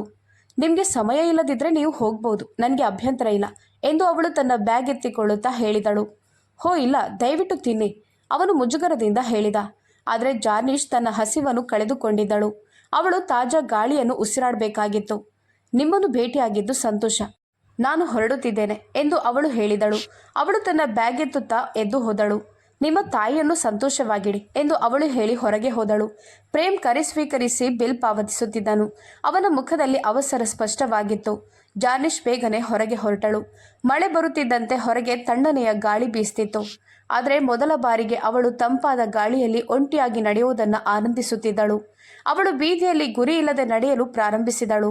ಅಮ್ಮ ಅಮ್ಮ ಎಂದು ಗೊಣಗುತ್ತಾ ಅವಳು ಪ್ರೇಮ್ ಬಗ್ಗೆ ಕಾಮೆಂಟ್ ಮಾಡುತ್ತಿದ್ದಳು. ಹೋ, ಹಾಗಾದ್ರೆ ನಿನಗೆ ನಿನ್ನ ಅಮ್ಮ ನೋಡಿದ ಹುಡುಗ ಹೇಗೆ ಇಷ್ಟ ಆದ ಎಂಬ ಧ್ವನಿಯ ಶಬ್ದಕ್ಕೆ ಅವಳು ಇದ್ದಕ್ಕಿದ್ದಂತೆ ತಿರುಗಿದಳು. ಅವಳ ಗೊಣಗಾಟ ಕೇಳಿ ಬಂದಿತ್ತು. ನೀನಿಲ್ಲಿ ನನ್ನನ್ನು ಹಿಂಬಾಲಿಸ್ತಿದ್ಯಾ ಎಂದು ಜಾರ್ನಿಶ್ ಕಾರ್ತಿಕ್ನನ್ನು ಗದರಿಸಿದಳು. ಹೋ ಇಲ್ಲ, ನೀನು ಪ್ರಬುದ್ಧ ಹುಡುಗಿ. ನಿನ್ನಷ್ಟಕ್ಕೆ ಒಳ್ಳೆಯದು ಮತ್ತು ಕೆಟ್ಟದ್ದನ್ನು ನೀನೇ ಅರ್ಥ ಮಾಡಿಕೊಳ್ಳಬಲ್ಲೆ. ಮತ್ತು ನಾನು ನಿನ್ನನ್ನು ಯಾಕೆ ಹಿಂಬಾಲಿಸುತ್ತೇನೆ? ನಾನು ನನ್ನ ಕೆಲವು ದಾರಿ ತಪ್ಪಿದ ಸ್ನೇಹಿತರೊಂದಿಗೆ ಮೋಜು ಮಾಡಲು ಬಂದಿದ್ದೇನೆ ಎಂದು ಅವನು ನಿರಾತಂಕವಾಗಿ ಹೇಳಿದನು. ಅವನ ಕೈಗಳು ಜೇಬಿನಲ್ಲಿದ್ದವು. ಜಾರ್ನಿಶ್ ನಿಧಾನವಾಗಿ ಅವನೊಂದಿಗೆ ನಡೆಯಲು ಪ್ರಾರಂಭಿಸಿದಳು. ನಾವು ಒಂದು ಕಾಲದಲ್ಲಿ ತುಂಬ ಒಳ್ಳೆಯ ಸ್ನೇಹಿತರಾಗಿದ್ದೇವೆ ಎಂದು ನಿನಗೆ ನೆನಪಿದ್ಯಾ? ನೀನಿನ್ನೂ ನನ್ನನ್ನು ನಿನ್ನ ಸ್ನೇಹಿತೆ ಅಂತ ಪರಿಗಣಿಸ್ತೀಯಾ ಅಥವಾ ನನ್ನ ಪ್ರಪೋಸಲ್ ರಿಜೆಕ್ಟ್ ಮಾಡಿದ್ದಕ್ಕಾಗಿ ದೂರ ಮಾಡ್ತೀಯಾ? ಜಾರ್ನಿಶ್ ಅನೈಚ್ಛಿಕವಾಗಿ ಮುಗುಳ್ನಕ್ಕಳು. ಸ್ವಲ್ಪ ಸಮಯದ ಹಿಂದಿನ ಉಸಿರುಗಟ್ಟುವಿಕೆ ಕಡಿಮೆಯಾಗಿತ್ತು. ನೀನು ಸ್ನೇಹಿತರಂತೆ ವರ್ತಿಸಿದ್ರೆ ನಾನು ನಿನ್ನನ್ನು ಸ್ನೇಹಿತೆ ಅಂತ ಪರಿಗಣಿಸಲು ಯಾಕೆ ಹೆದರಬೇಕು ಎಂದು ಅವಳವನನ್ನು ನೋಡುತ್ತಾ ಹೇಳಿದಳು. ಕಾರ್ತಿಕ್ ಮುಖದಲ್ಲಿ ಹೃದಯ ಸ್ಪರ್ಶಿ ನಗು ಕಾಣಿಸಿಕೊಂಡಿತು. ಸರಿ, ಹಾಗಾದ್ರೆ ಈ ಸ್ನೇಹಿತನೊಂದಿಗೆ 1 ಕಪ್ ಚಹಾ ಕುಡಿಬಹುದಾ ಎಂದನು. ಅವನು ಅವಳನ್ನು ಒಂದು ದಿಕ್ಕಿನಲ್ಲಿ ಕರೆದೊಯ್ದನು. ಚಹಾ ಮಾರಾಟಗಾರ ಡಾಲಿ ಅದ್ಭುತವಾದ ಚಹಾವನ್ನು ತಯಾರಿಸ್ತಾನೆ. ಈ ಚಹಾವನ್ನು ನೀನೆಂದಿಗೂ ಮರೆಯುವುದಿಲ್ಲ ಎಂದನು. ಜಾರ್ನಿಶ್ ಎಲ್ಲ ಕಹಿ ನೆನಪುಗಳನ್ನು ಮರೆತು ಅವನನ್ನು ಹಿಂಬಾಲಿಸಿದಳು. ಅವಳು ನಿಜವಾಗಿಯೂ ಚಹಾಕ್ಕಾಗಿ ಹಂಬಲಿಸುತ್ತಿದ್ದಳು. ಚಹಾದ ಅಂಗಡಿ ರಸ್ತೆಯಿಂದ ಸ್ವಲ್ಪ ದೂರದಲ್ಲಿರುವ ಶಾಂತ ಸ್ಥಳದಲ್ಲಿತ್ತು. ಅವನವಳನ್ನು ಕುರ್ಚಿಯ ಮೇಲೆ ಕೂರಿಸಿ ಒಳಗೆ ಹೋದನು. ಕುರ್ಚಿಗಳು ಮತ್ತು ಮೇಜುಗಳು ತೆರೆದ ಆಕಾಶದ ಕೆಳಗೆ ಹೂವಿನ ದಳಗಳಂತೆ ಹರಡಿಕೊಂಡಿದ್ದವು. ಗಾಳಿ ಏರುತ್ತಿತ್ತು. ಅವಳ ಕೂದಲು ನಿರಂತರವಾಗಿ ಬೀಸುತ್ತಿತ್ತು. ಅವಳು ತುಂಬಾ ಹಗುರವಾದ ಬಟ್ಟೆಗಳನ್ನು ಧರಿಸಿದ್ದಳು ಮತ್ತೀಗ ತಣ್ಣಗಾಗುತ್ತಿದ್ದಳು. ಕಾರ್ತಿಕ್ ತನ್ನ ಆರ್ಡರ್ ನೀಡಿ ಅವಳ ಬಳಿಗೆ ಬಂದನು. ಅವಳು ಮುದುಡಿ ಕೂತುಕೊಂಡಿದ್ದಳು. ನಿನ್ಗೆ ಚಳಿ ಆಗ್ತಿದ್ಯಾ? ಆ ಚಾವಣಿಯ ಕೆಳಗೆ ಹೋಗ್ಬೇಕಾ ಅಥವಾ ಬೇರೆಲ್ಲಿಗಾದ್ರೂ ಎಂದು ಅವನು ಕೇಳಿದನು. ಅವಳ ಸ್ಥಿತಿಯನ್ನು ಅರಿತ ಅವಳು, ಇಲ್ಲ, ನಾನು ಇಲ್ಲೇ ಚೆನ್ನಾಗಿದ್ದೇನೆ, ನಾನು ಚಹಾ ಕುಡಿದ್ರೆ ಚಳಿ ಹೋಗಿ ಬಿಡುತ್ತದೆ ಎಂದಳು. ಕಾರ್ತಿಕ್ ತಲೆಯಾಡಿಸಿ ಕುಳಿತನು. 2 ಹಬೆಯಾಡುವ ಕಪ್ಗಳನ್ನು ಅವಳ ಮುಂದೆ ಇರಿಸಲಾಯಿತು. ಕಾರ್ತಿಕ್ ಒಂದನ್ನು ಅವಳಿಗೆ ಕೊಟ್ಟು ಇನ್ನೊಂದನ್ನು ಮೇಜಿನ ಮೇಲೆ ಇಟ್ಟನು. ಜಾರ್ನಿಶ್ ಬಿಸಿ ಸಿಪ್ಗಳನ್ನು ಕುಡಿಯಲು ಪ್ರಾರಂಭಿಸಿದಳು. ಚಹಾ ನಿಜವಾಗಿಯೂ ಚೆನ್ನಾಗಿದೆ, ನೀನ್ಯಾಕೆ ಕುಡಿಯುತ್ತಿಲ್ಲ? ತಣ್ಣಗಾಗ್ತಿದೆ, ಅವಳು ಅವನಿಗೆ ನೆನಪಿಸುತ್ತಾ ಕೇಳಿದಳು. ನಾನಷ್ಟು ಬಿಸಿಯಾದ ಚಹಾ ಕುಡಿಯೋದಿಲ್ಲ, ನನ್ನ ತುಟಿಗಳು ಉರಿಯುತ್ತವೆ, ನೀನು ನಿನ್ನ ತುಟಿಗಳಿಗೂ ದಯ ತೋರ್ಬೇಕು ಎಂದನು. ಅವನ ನೋಟ ಅವಳ ಮೃದುವಾದ ಸೂಕ್ಷ್ಮ ತುಟಿಗಳ ಮೇಲೆ ಕೇಂದ್ರೀಕೃತವಾಗಿತ್ತು. ಜಾರ್ನಿಶ್ ಮೃದುವಾಗಿ ಮುಗುಳ್ನಕ್ಕಳು. ನಾನು ಯಾವಾಗಲೂ ಹೀಗೆ ಕುಡಿಯುತ್ತೇನೆ ಕಾರ್ತಿಕ್ ಎಂದಳು. ಅವಳು ಈಗಾಗಲೇ ಅರ್ಧ ಕಪ್ ಮುಗಿಸಿದ್ದಳು. ಕಾರ್ತಿಕ್ ತನ್ನ ಕಪ್ಪೆತ್ತಿಕೊಂಡು ಅವನ ತುಟಿಗಳ ಕಡೆಗೆ ಇಟ್ಟುಕೊಂಡನು. ನಿನಗೆ ಯಾವುದೇ ಸಮಸ್ಯೆಗಳಿದ್ರೆ ನೀನು ಸ್ನೇಹಿತನಾಗಿ ನನಗೆ ಹೇಳ್ಬೋದು ಎಂದಳು. ಆದರೆ ಅವನವಳ ಮಾತುಗಳನ್ನು ಕೇಳದೆ ಅವಳ ಮುಖವನ್ನು ತೀವ್ರವಾಗಿ ಗಮನಿಸುತ್ತಿದ್ದ. ಅವಳಿಗೆ ಅದು ತುಂಬ ತೊಂದರೆಗೀಡಾದಂತೆ ತೋರುತ್ತಿತ್ತು. ನೀನೇನು ಮಾಡ್ತಿದ್ಯಾ? ಮತ್ತೆ ನಿನ್ನ ಪ್ರೀತಿಯನ್ನು ವ್ಯಕ್ತಪಡಿಸಲು ಪ್ರಾರಂಭಿಸ್ತೀಯಾ? ಹಾಗಾದರೆ ನಾನು ಹೊರಡುತ್ತೇನೆ. ಈ ಸಲ ನೀನು ಆತ್ಮಹತ್ಯೆಗೆ ಪ್ರಯತ್ನಿಸಲ್ಲ ಅಲ್ವಾ? ನನ್ನ ಮದುವೆಯ ದಿನಾಂಕ ಈಗಾಗಲೇ ನಿಗದಿಯಾಗಿದೆ ಎಂದಳು ಜಾರ್ನಿಶ್. ಅವಳು ಚಹಾ ಮುಗಿಸಿ ಕಪ್ ದೂರ ಇಟ್ಟಳು. ಆದರೆ ಹಂಬಲ ಕಡಿಮೆಯಾಗಿರಲಿಲ್ಲ. ಚಹಾ ನಿಜವಾಗಿಯೂ ಚೆನ್ನಾಗಿತ್ತು. ಕಾರ್ತಿಕ್ ಕೇವಲ 2 ಅಥವಾ 3 ಗುಟುಕುಗಳನ್ನು ಮಾತ್ರ ಕುಡಿದಿದ್ದನು. ಹೇಡಿಗಳು ಆತ್ಮಹತ್ಯೆ ಮಾಡಿಕೊಳ್ಳುತ್ತಾರೆ ಎಂದಳು ಜಾರ್ನಿಶ್. ನಾನು ಪ್ರೀತಿಸುವ ವ್ಯಕ್ತಿ ನಾನು ಹೇಡಿ ಅಂತ ಭಾವಿಸಬಾರ್ದು ಅಂತ ನಾನು ಬಯಸುತ್ತೇನೆ. ನಿನ್ನ ಮದುವೆಗೆ ಮೊದಲು ನಾನು ವಾಪಸ್ ಹೋಗಲು ನಿರ್ಧರಿಸಿದ್ದೇನೆ. ನನಗೆ ಇಲ್ಲಿರಲು ಇಷ್ಟ ಇಲ್ಲ ಎಂದನು ಅವನು ದುಃಖದಿಂದ. ಜಾರ್ನಿಶ್ ಒಂದು ಕ್ಷಣ ನಿಂತು ಅವನನ್ನು ನೋಡಿದಳು. ಅವನು ತುಂಬ ಸುಂದರವಾಗಿ ಕಾಣುತ್ತಿದ್ದನು, ಆದರೆ ತುಂಬ ಎದೆಗುಂದಿದ್ದನು. ಅವಳ ಹೃದಯದಲ್ಲಿ ಏನೋ ಕಲಕಲು ಪ್ರಾರಂಭಿಸಿತು. ನಿನ್ನ ಹೆತ್ತವರು ನೀನು ಅವರೊಂದಿಗೆ ಇರಲು ಬಯಸುತ್ತಾರೆ, ಅವರನ್ನು ನೋಯಿಸಬೇಡ ಎಂದಳು ಅವಳು. ಕಾರ್ತಿಕ್ ನಿಟ್ಟುಸಿರು ಬಿಟ್ಟನು. ನಿನಗೆ ಗೊತ್ತು, ಕೆಲವು ಜನರು ತಮ್ಮ ಹೆತ್ತವರ ಬಗ್ಗೆ ಎಷ್ಟು ಪೊಸೆಸಿವ್ ಆಗಿರ್ತಾರೆ ಅಂದರೆ ಅವರು ಹೆತ್ತವರ ಇಚ್ಛೆಯ ಆಧಾರದ ಮೇಲೆ ಮದುವೆಗಳನ್ನು ಸಹ ಏರ್ಪಡಿಸ್ತಾರೆ ಎಂದನು. ಅವಳು ಕಹಿಯಾಗಿ ಮುಗುಳ್ನಕ್ಕಳು. ಅವಳ ಹೃದಯದಲ್ಲಿ ಗುಳ್ಳೆಗಳಾಗುತ್ತಿದ್ದ ಕೋಪವನ್ನು ಬಿಡುಗಡೆ ಮಾಡಬೇಕಾಗಿತ್ತು. ಕಾರ್ತಿಕ್ ಚಹಾವನ್ನು ಹಿಂದಕ್ಕೆ ಇಟ್ಟು ನಿಟ್ಟುಸಿರು ಬಿಟ್ಟನು. ನೋಡು, ನಿನ್ನ ಹಠದಿಂದ ಯಾವುದೇ ತಪ್ಪು ನಿರ್ಧಾರಗಳನ್ನು ತೆಗೆದುಕೊಳ್ಬೇಡ. ನಾನೊಬ್ಬ ಸ್ನೇಹಿತನಾಗಿ ನಿನಗೆ ವಿವರಿಸ್ತಿದ್ದೇನೆ. ಇದು ಜೀವನದ ವಿಷಯ. ಅವನು ತುಂಬ ಲೆಕ್ಕಾಚಾರದ ಮನುಷ್ಯ, ನಿನಗೆ ಸಮಯ ಕೊಡೋದಿಲ್ಲ. ಈ ಸಂಬಂಧದಲ್ಲಿ ಪ್ರೀತಿ ಅತ್ಯಗತ್ಯ ಮತ್ತು ಅವನಲ್ಲಿ ಅದೇ ಕೊರತೆ ಇದೆ. ಪ್ರೀತಿ ಇಲ್ಲದೆ ನೀನು ಬದುಕಲು ಸಾಧ್ಯನಾ ಎಂದು ಅವನು ಸರಳವಾಗಿ ಕೇಳಿದನು. ಜಾರ್ನಿಶ್ ಅವಳ ಗಂಟಲಲ್ಲಿ ಒಂದು ಗಡ್ಡೆ ಏರುತ್ತಿರುವಂತೆ ಭಾಸವಾಯಿತು. ಅವನು ಕಪ್ ತೆಗೆದುಕೊಳ್ಳಲು ಕೈ ಚಾಚಿದನು. ಆದರೆ ಅದನ್ನು ಮಾಡುವ ಮುನ್ನವೇ ಜಾರ್ನಿಶ್ ತನ್ನ ಕಪ್ ಹಿಡಿದು ತುಟಿಗಳತ್ತ ತೆಗೆದುಕೊಂಡಳು. ಕಾರ್ತಿಕ್ ಅವಳನ್ನು ನೋಟದಿಂದ ಬಿಡಲಿಲ್ಲ. ಕಠಿಣ ನಿರ್ಧಾರ ತೆಗೆದುಕೊಂಡು ತನ್ನನ್ನು ಸಂಕಷ್ಟಕ್ಕೆ ಸಿಲುಕಿಸಿಕೊಂಡ ಈ ಮುದ್ದಾದ ಹುಡುಗಿಯನ್ನು ದಿಟ್ಟಿಸುತ್ತಿದ್ದನು. ನಾನು ಇನ್ನೊಂದು ಕಪ್ ಆರ್ಡರ್ ಮಾಡಬೇಕಾ? ಚಳಿ ಇದೆ ಎಂದನು. ಆದರೆ ಜಾರ್ನಿಶ್ ಕೇಳುತ್ತಿರಲಿಲ್ಲ. ಬಹುಶಃ ಅವಳು 5 ನಿಮಿಷದಲ್ಲಿ ಇಡೀ ಕಪ್ ಮುಗಿಸಿದ್ದಳು. ಆದರೂ ಅವಳ ನಡುಕ ಕಡಿಮೆಯಾಗಲಿಲ್ಲ. ಇದ್ದಕ್ಕಿದ್ದಂತೆ ಮಳೆ ಪ್ರಾರಂಭವಾಯಿತು. ಕಾರ್ತಿಕ್ ಬೇಗನೆ ಎದ್ದು ಅವಳನ್ನು ಒಳಗೆ ಕರೆದೊಯ್ದನು. ಇಬ್ಬರು ಛಾವಣಿಯ ಕೆಳಗೆ ಉಪಹಾರ ಗೃಹದ ಬಳಿ ನಿಂತಿದ್ದರು. ಅವಳ ಕೂದಲು ಮತ್ತು ಬಟ್ಟೆಗಳು ಒದ್ದೆಯಾಗಿದ್ದವು. ಕಾರ್ತಿಕ್ ಬೇಗನೆ ತನ್ನ ಕೋಟನ್ನು ತೆಗೆದು ಅವಳ ಸುತ್ತಲೂ ಸುತ್ತಿಕೊಂಡನು. ನಿನ್ಗೂ ಇಲ್ಲಿ ಚಳಿ ಅನಿಸ್ತಿದ್ಯಾ? ಒಳಗೆ ಹೋಗೋಣ, ಅಲ್ಲಿ ಒಂದು ಕೋಣೆ ಇದೆ.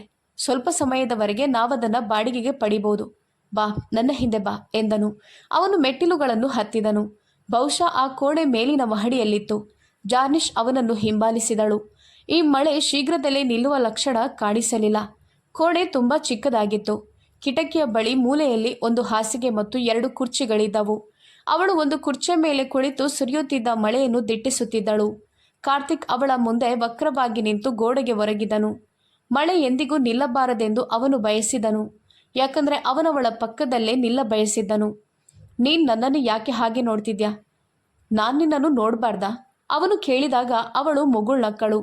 ಹತ್ರದಿಂದ ನೋಡು, ನನ್ನ ಮುಖದ ಮೇಲೆ ನನ್ನ ವಯಸ್ಸಿನ ಗೆರೆಗಳನ್ನು ಕಾಣಬಹುದು. ನಾನಿಂದು ಮೇಕಪ್ ಕೂಡ ಹಾಕಿಕೊಂಡಿಲ್ಲ. ಅವಳ ದೋಷರಹಿತ ಮುಖದಲ್ಲಿ ಕಳೆದು ಹೋದ ಅವನು ಬೆಚ್ಚಿ ಬಿದ್ದನು. ನೀನು ವಯಸ್ಸಾದಾಗಲೂ ನಾನು ನಿನ್ನನ್ನು ಹೀಗೇ ನೋಡುತ್ತೇನೆ. ಜಾರ್ನಿಶ್, ನೀನು ನನ್ನ ಪ್ರೀತಿಯನ್ನು ಭ್ರಮೆ ಅಥವಾ ಬಾಲಿಶತನ ಅಂತ ತಪ್ಪಾಗಿ ಭಾವಿಸ್ತಿದ್ಯಾ. ಆದರೆ ಅದು ಭ್ರಮೆಯೂ ಅಲ್ಲ, ಬಾಲಿಶವೂ ಅಲ್ಲ. ಯಾಕಂದರೆ ಇದು ಕಾಲದ ಧೂಳಿನಲ್ಲಿ ಕರಗಿ ಹೋಗುವ ಕ್ಷಣಿಕ ಭಾವನೆಯಲ್ಲ. ವಾಸ್ತವವಾಗಿ ನಾನು ಮೊದಲು ಪ್ರೀತಿ ಎಂಬ ಪದವನ್ನು ಓದಿದಾಗ ನನ್ನ ಮನಸ್ಸಿಗೆ ಬಂದ ಮೊದಲ ವಿಷಯ ನೀನು. ನನ್ನ ಅಭಿಪ್ರಾಯದಲ್ಲಿ ವಯಸ್ಸಿನ ವ್ಯತ್ಯಾಸ ಅಪ್ರಸ್ತುತ. ಆದರೆ ಅದನ್ನು ನಿನಗೆ ವಿವರಿಸೋದ್ರಲ್ಲಿ ಅರ್ಥವೇನು? ನೀನು ಅವನನ್ನು ರೋಬೋಟಿಕ್ ಯಂತ್ರದಂತೆ ಮದುವೆ ಆಗ್ತೀಯ.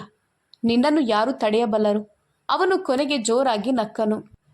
ನೋಡು, ಕಾರ್ತಿಕ್ ಒಬ್ಬ ಪ್ರಬುದ್ಧ ವ್ಯಕ್ತಿ, ಜವಾಬ್ದಾರಿಯುತ ಮತ್ತು ಕಷ್ಟಪಟ್ಟು ದುಡಿಯುವವನು. ಪ್ರೀತಿಯ ಸುತ್ತ ಮಾತ್ರ ಸುತ್ತುವುದಿಲ್ಲ ಎಂದಳು. ಪ್ರೀತಿ ಇಲ್ಲದೆ ಒಬ್ಬ ವ್ಯಕ್ತಿಯ ಉಸಿರಾಟ ಕಷ್ಟವಾಗುತ್ತದೆ ಎಂದು ಕಾರ್ತಿಕ್ ನಿಧಾನವಾಗಿ ವಿವರಿಸುತ್ತಿದ್ದನು. ಜಾರ್ನಿಶ್, ಅದು ಆಮ್ಲಜನಕದಂತೆ. ಅದರ ಉಪಸ್ಥಿತಿ ಅತ್ಯಗತ್ಯ. ಆದರೆ ನೀನು ಏನನ್ನು ಕಳೆದುಕೊಂಡಿದ್ದೀಯ ಅಂತ ಅರಿತುಕೊಂಡಾಗ ಮಾತ್ರ ಈ ವಿಷಯಗಳನ್ನು ಅರ್ಥ ಮಾಡಿಕೊಳ್ಳುವೆ. ಪ್ರಬುದ್ಧತೆ ಮತ್ತು ಜವಾಬ್ದಾರಿಯ ವಿಷಯದಲ್ಲಿ ನಾನು ನಿನಗೆ ಮಗುವಿನಂತೆ ಕಾಣುತ್ತೇನಾ? ನನ್ನ ಪ್ರೌಢಾವಸ್ಥೆಯ ಉದಾಹರಣೆಗಳನ್ನು ನಾನು ನಿನಗೆ ನೀಡಿದ್ರೂ ನಿನ್ನ ಮನಸ್ಸಿನಲ್ಲಿ ಇನ್ನೂ ನನ್ನ ಹಳೆಯ ಚಿತ್ರಣವಿದೆ. ಆದರೆ ನಾನು ಅದಕ್ಕಿಂತ ಬಹಳ ದೂರ ಸಾಗಿದ್ದೇನೆ. ಅವನು ನಿಟ್ಟುಸಿರು ಬಿಟ್ಟು ಹೊರಗೆ ನೋಡಿದನು. ಕಾರ್ತಿಕ್ ಹೀಗೆ ಹೇಳಿದ ಕ್ಷಣ ಅವನ ಮನಸ್ಸಿನಲ್ಲಿ ಮಿಂಚಿನಂತೆ ಹೊಳೆಯಿತು. ಅವನು ಅವಳ ಹಣೆಯ ಮೇಲೆ ತನ್ನ ತುಟಿಗಳನ್ನಿಟ್ಟಾಗ, ಅವಳ ಮುಖದ ಮೇಲೆ ತನ್ನ ಬೆಚ್ಚಗಿನ ಉಸಿರನ್ನು ಊದಿದಾಗ ಅವನ ಹೃದಯ ಬಡಿತ ಹೆಚ್ಚಾಯಿತು. ಆದರೆ ಅವನು ಬೇಗನೆ ತನ್ನನ್ನು ತಾನೇ ಶಾಂತಗೊಳಿಸಿಕೊಂಡನು. ಮಳೆ ಕಡಿಮೆಯಾಯಿತು, ಬಹುತೇಕ ನಿಂತಿತ್ತು. ಅವಳು ಇದ್ದಕ್ಕಿದ್ದಂತೆ ಎದ್ದು ನಿಂತಳು. ಬಹುಶಃ ಅವನು ಅವಳಿಗಾಗಿ ಕಾಯುತ್ತಿರಬಹುದು. ನಾನು ನನ್ನ ಕಾರನ್ನು ತರುತ್ತೇನೆ, ನೀನಿಲ್ಲಿ ಕಾಯ್ತಿರು. ನಿನ್ನ ಕಾರನ್ನು ತಂದಿದ್ಯಾ? ಅವಳು ಕೇಳಿದಳು. ಕಾರ್ತಿಕ್ ತಲೆ ಅಲ್ಲಾಡಿಸಿದನು. ಬೇಡ, ನಾನು ಟ್ಯಾಕ್ಸಿ ಕರೆಯುತ್ತೇನೆ, ನೀನು ಹೋಗು. ಜಾರ್ನಿಶ್ ಅವನತ್ತ ನೋಡಿದಳು. ನಮ್ಮ ಮನೆ ಒಂದಕ್ಕೊಂದು ಪಕ್ಕದಲ್ಲಿವೆ, ಬಾ, ನಾನು ನಿನ್ನನ್ನು ಬಿಡುತ್ತೇನೆ ಎಂದಳು. ಅವಳು ಕೆಳಗೆ ಇಳಿದಳು ಮತ್ತು ಅದವನಿಗೆ ಬೇಕಾಗಿತ್ತು. ಜಾರ್ನಿಶ್ ಜೊತೆಗೆ ಇನ್ನೂ ಸ್ವಲ್ಪ ಸಮಯ ಕಳೆಯಲು ಅವನು ಬಯಸಿದನು.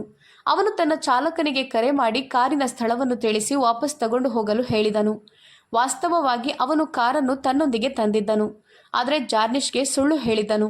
ಅವನು ಮನೆಯವರೆಗೂ ಮೌನವಾಗಿ ಓಡಿಸಿದಳು. ಕಾರ್ತಿಕ್ ಅವಳ ಸಾನ್ನಿಧ್ಯವನ್ನು ಅನುಭವಿಸುತ್ತಿದ್ದನು ಮತ್ತು ಅದವನಿಗೆ ಸಾಕಾಗಿತ್ತು. ಮನೆ ಬಂತು, ಈಗ ಇಳಿದು ಮನೆಗೆ ಹೋಗು. ಕಾರ್ ನಿಂತಿತ್ತು ಮತ್ತು ಅವನು ಇಳಿಯಲು ಕಾಯುತ್ತಿದ್ದಳು. ಅವಳ ಕಣ್ಣುಗಳು ಅವನ ಮೇಲೆ ನೆಟ್ಟಿದ್ದವು. ಅವನು ಆಶ್ಚರ್ಯದಿಂದ ಇಳಿದನು, ಆದರೆ ಬಾಗಿಲಲ್ಲಿ ನಿಂತುಕೊಂಡಿದ್ದನು. ಈಗ ಏನು ಸಮಸ್ಯೆ? ಹೋಗು, ನಿನ್ನಲ್ಲಿ ನನ್ನ ಕೋಟ್ ಇದೆ, ಅದನ್ನು ಹಿಂತಿರುಗಿಸು ಎಂದನು ಕಾರ್ತಿಕ್. ಸಂಪೂರ್ಣವಾಗಿ ನಾಚಿಕೆಪಟ್ಟ ಜಾರ್ನಿಶ್ ಬೇಗನೆ ಕಾರಿನಿಂದ ಇಳಿದಳು. ಅವಳು ತನ್ನ ಕೋಟ್ ತೆಗೆಯಲು ಪ್ರಾರಂಭಿಸಿದಳು. ನಾನಿದನ್ನು ತೊಳೆದು ನಿನಗೆ ಹಿಂತಿರುಗಿಸಬೇಕೆಂದು ಯೋಚಿಸಿದ್ದೆ. ನಾನೇನು ತೆಗೆದುಕೊಂಡು ಓಡಿ ಹೋಗೋದಿಲ್ಲ, ಅವಳು ಅತೃಪ್ತಿಯಿಂದ ಹೇಳಿದಳು. ನನಗೆ ಅದು ಹೀಗೇ ಬೇಕು, ನಾನದನ್ನು ಮತ್ತೆ ಎಂದಿಗೂ ತೊಳೆಯೋದಿಲ್ಲ. ಅವನವಳ ಕೈಯಿಂದ ಕೋಟ್ ಕಸಿದುಕೊಳ್ಳುತ್ತಾ ಹೇಳಿದನು. ಅದು ನೀನಿಲ್ಲದಿದ್ದರೂ ಪರವಾಗಿಲ್ಲ, ಅದು ನಿನ್ನ ವಾಸನೆಯಾಗಿದ್ದರೆ ಸಾಕು. ಅವನ ಸ್ವರದಲ್ಲಿ ಅಸಹಾಯಕತೆಯ ಸುಳಿವಿತ್ತು. ಜಾರ್ನಿಶ್ ಅವನನ್ನು ದಿಟ್ಟಿಸಿ ನೋಡಿದಳು. ನಂತರ ಕಾರು ಹತ್ತಿ ತನ್ನ ಗೇಟಿನ ಕಡೆಗೆ ಹೋದಳು. ತನ್ನ ನಿಶ್ಚಿತಾರ್ಥದ ಹುಡುಗನನ್ನು ಭೇಟಿಯಾದ ನಂತರ ಅವಳು ಎಷ್ಟು ದುಃಖಿತಳಾಗಿದ್ದಳೋ, ಕಾರ್ತಿಕ್ನ ಭೇಟಿಯು ಅವಳಿಗೆ ಸಮಾಧಾನ ತಂದಿತ್ತು. ಆದರೆ ಅವನ ಕೊನೆಯ ಮಾತುಗಳು ಅವಳನ್ನು ಮತ್ತೆ ದುಃಖಿತಳನ್ನಾಗಿ ಮಾಡಿದ್ದವು. ಅವನವಳನ್ನು ತುಂಬ ಪ್ರೀತಿಸ್ತಿದ್ದ. ಅವಳು ಅಂತಹ ಪ್ರೀತಿಯನ್ನು ಬಿಟ್ಟಿದ್ದಳು ಮತ್ತು ಬಹುಶಃ ಪ್ರೀತಿಸಲು ಸಮಯವಿಲ್ಲದ ವ್ಯಕ್ತಿಯೊಂದಿಗೆ ನಿಶ್ಚಿತಾರ್ಥ ಮಾಡಿಕೊಂಡಿದ್ದಳು. ಅವಳ ನಿರ್ಧಾರ ಸರಿಯೋ ತಪ್ಪೋ ಎಂದು ಅವಳು ಯೋಚಿಸಬೇಕಾಗಿತ್ತು ಅಷ್ಟೇ. ಮದುವೆಗೆ ಕೇವಲ 1 ವಾರ ಮಾತ್ರ ಉಳಿದಿತ್ತು. ದಿನಗಳು ಹತ್ತಿರವಾಗುತ್ತಿದ್ದಂತೆ ಅವಳ ಆತಂಕ ಹೆಚ್ಚಿತು.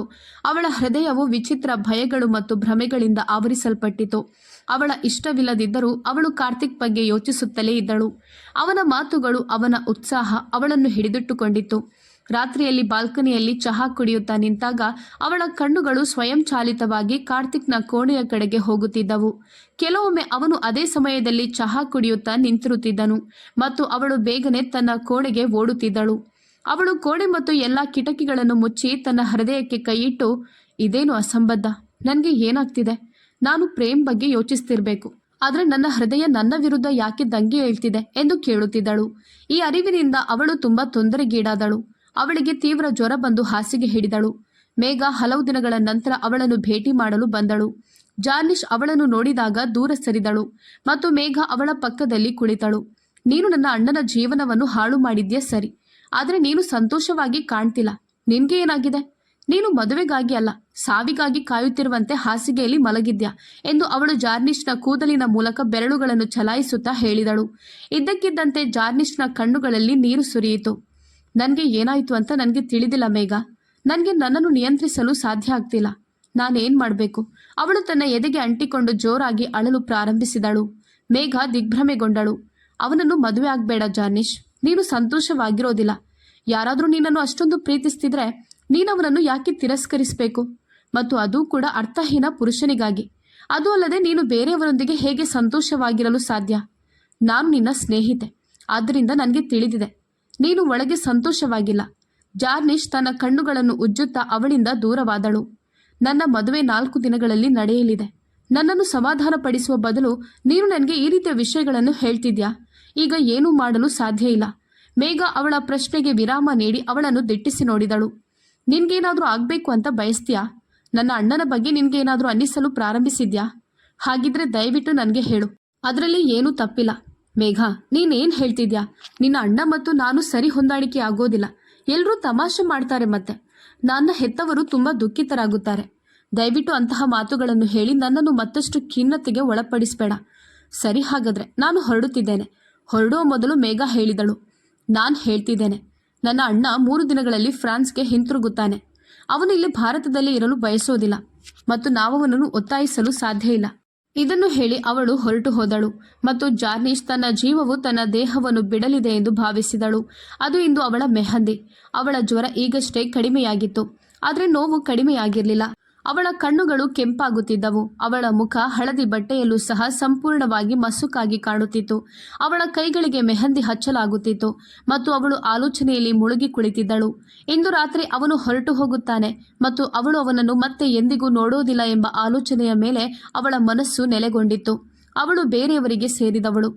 ಜಾರ್ನಿಶ್ನ ಹೃದಯವು ಗರಗಸದಿಂದ ಸೀಳಿದಂತೆ ಭಾಸವಾಯಿತು. ಆದರೆ ಅವಳು ಅಳುವನ್ನು ಸಹ ನಿಯಂತ್ರಿಸಿದ್ದಳು. ಶಾರದಮ್ಮ ಪದೇ ಪದೇ ಅವಳ ಹಣೆಯ ಮೇಲೆ ಕೈಯಿಟ್ಟರು. ಅವಳು ಸಂತೋಷವಾಗಿರಲಿಲ್ಲ ಮತ್ತು ಅವಳ ಚಿಂತೆ ಹೆಚ್ಚುತ್ತಿತ್ತು. ಏನ್ ವಿಷಯ? ಇದ್ದಕ್ಕಿದ್ದಂತೆ ಜಾರ್ನಿಶ್ ತಲೆ ತಿರುವಿಕೆ ಅನುಭವವಾಗಿ ಮೂರ್ಛೆ ಹೋದಳು.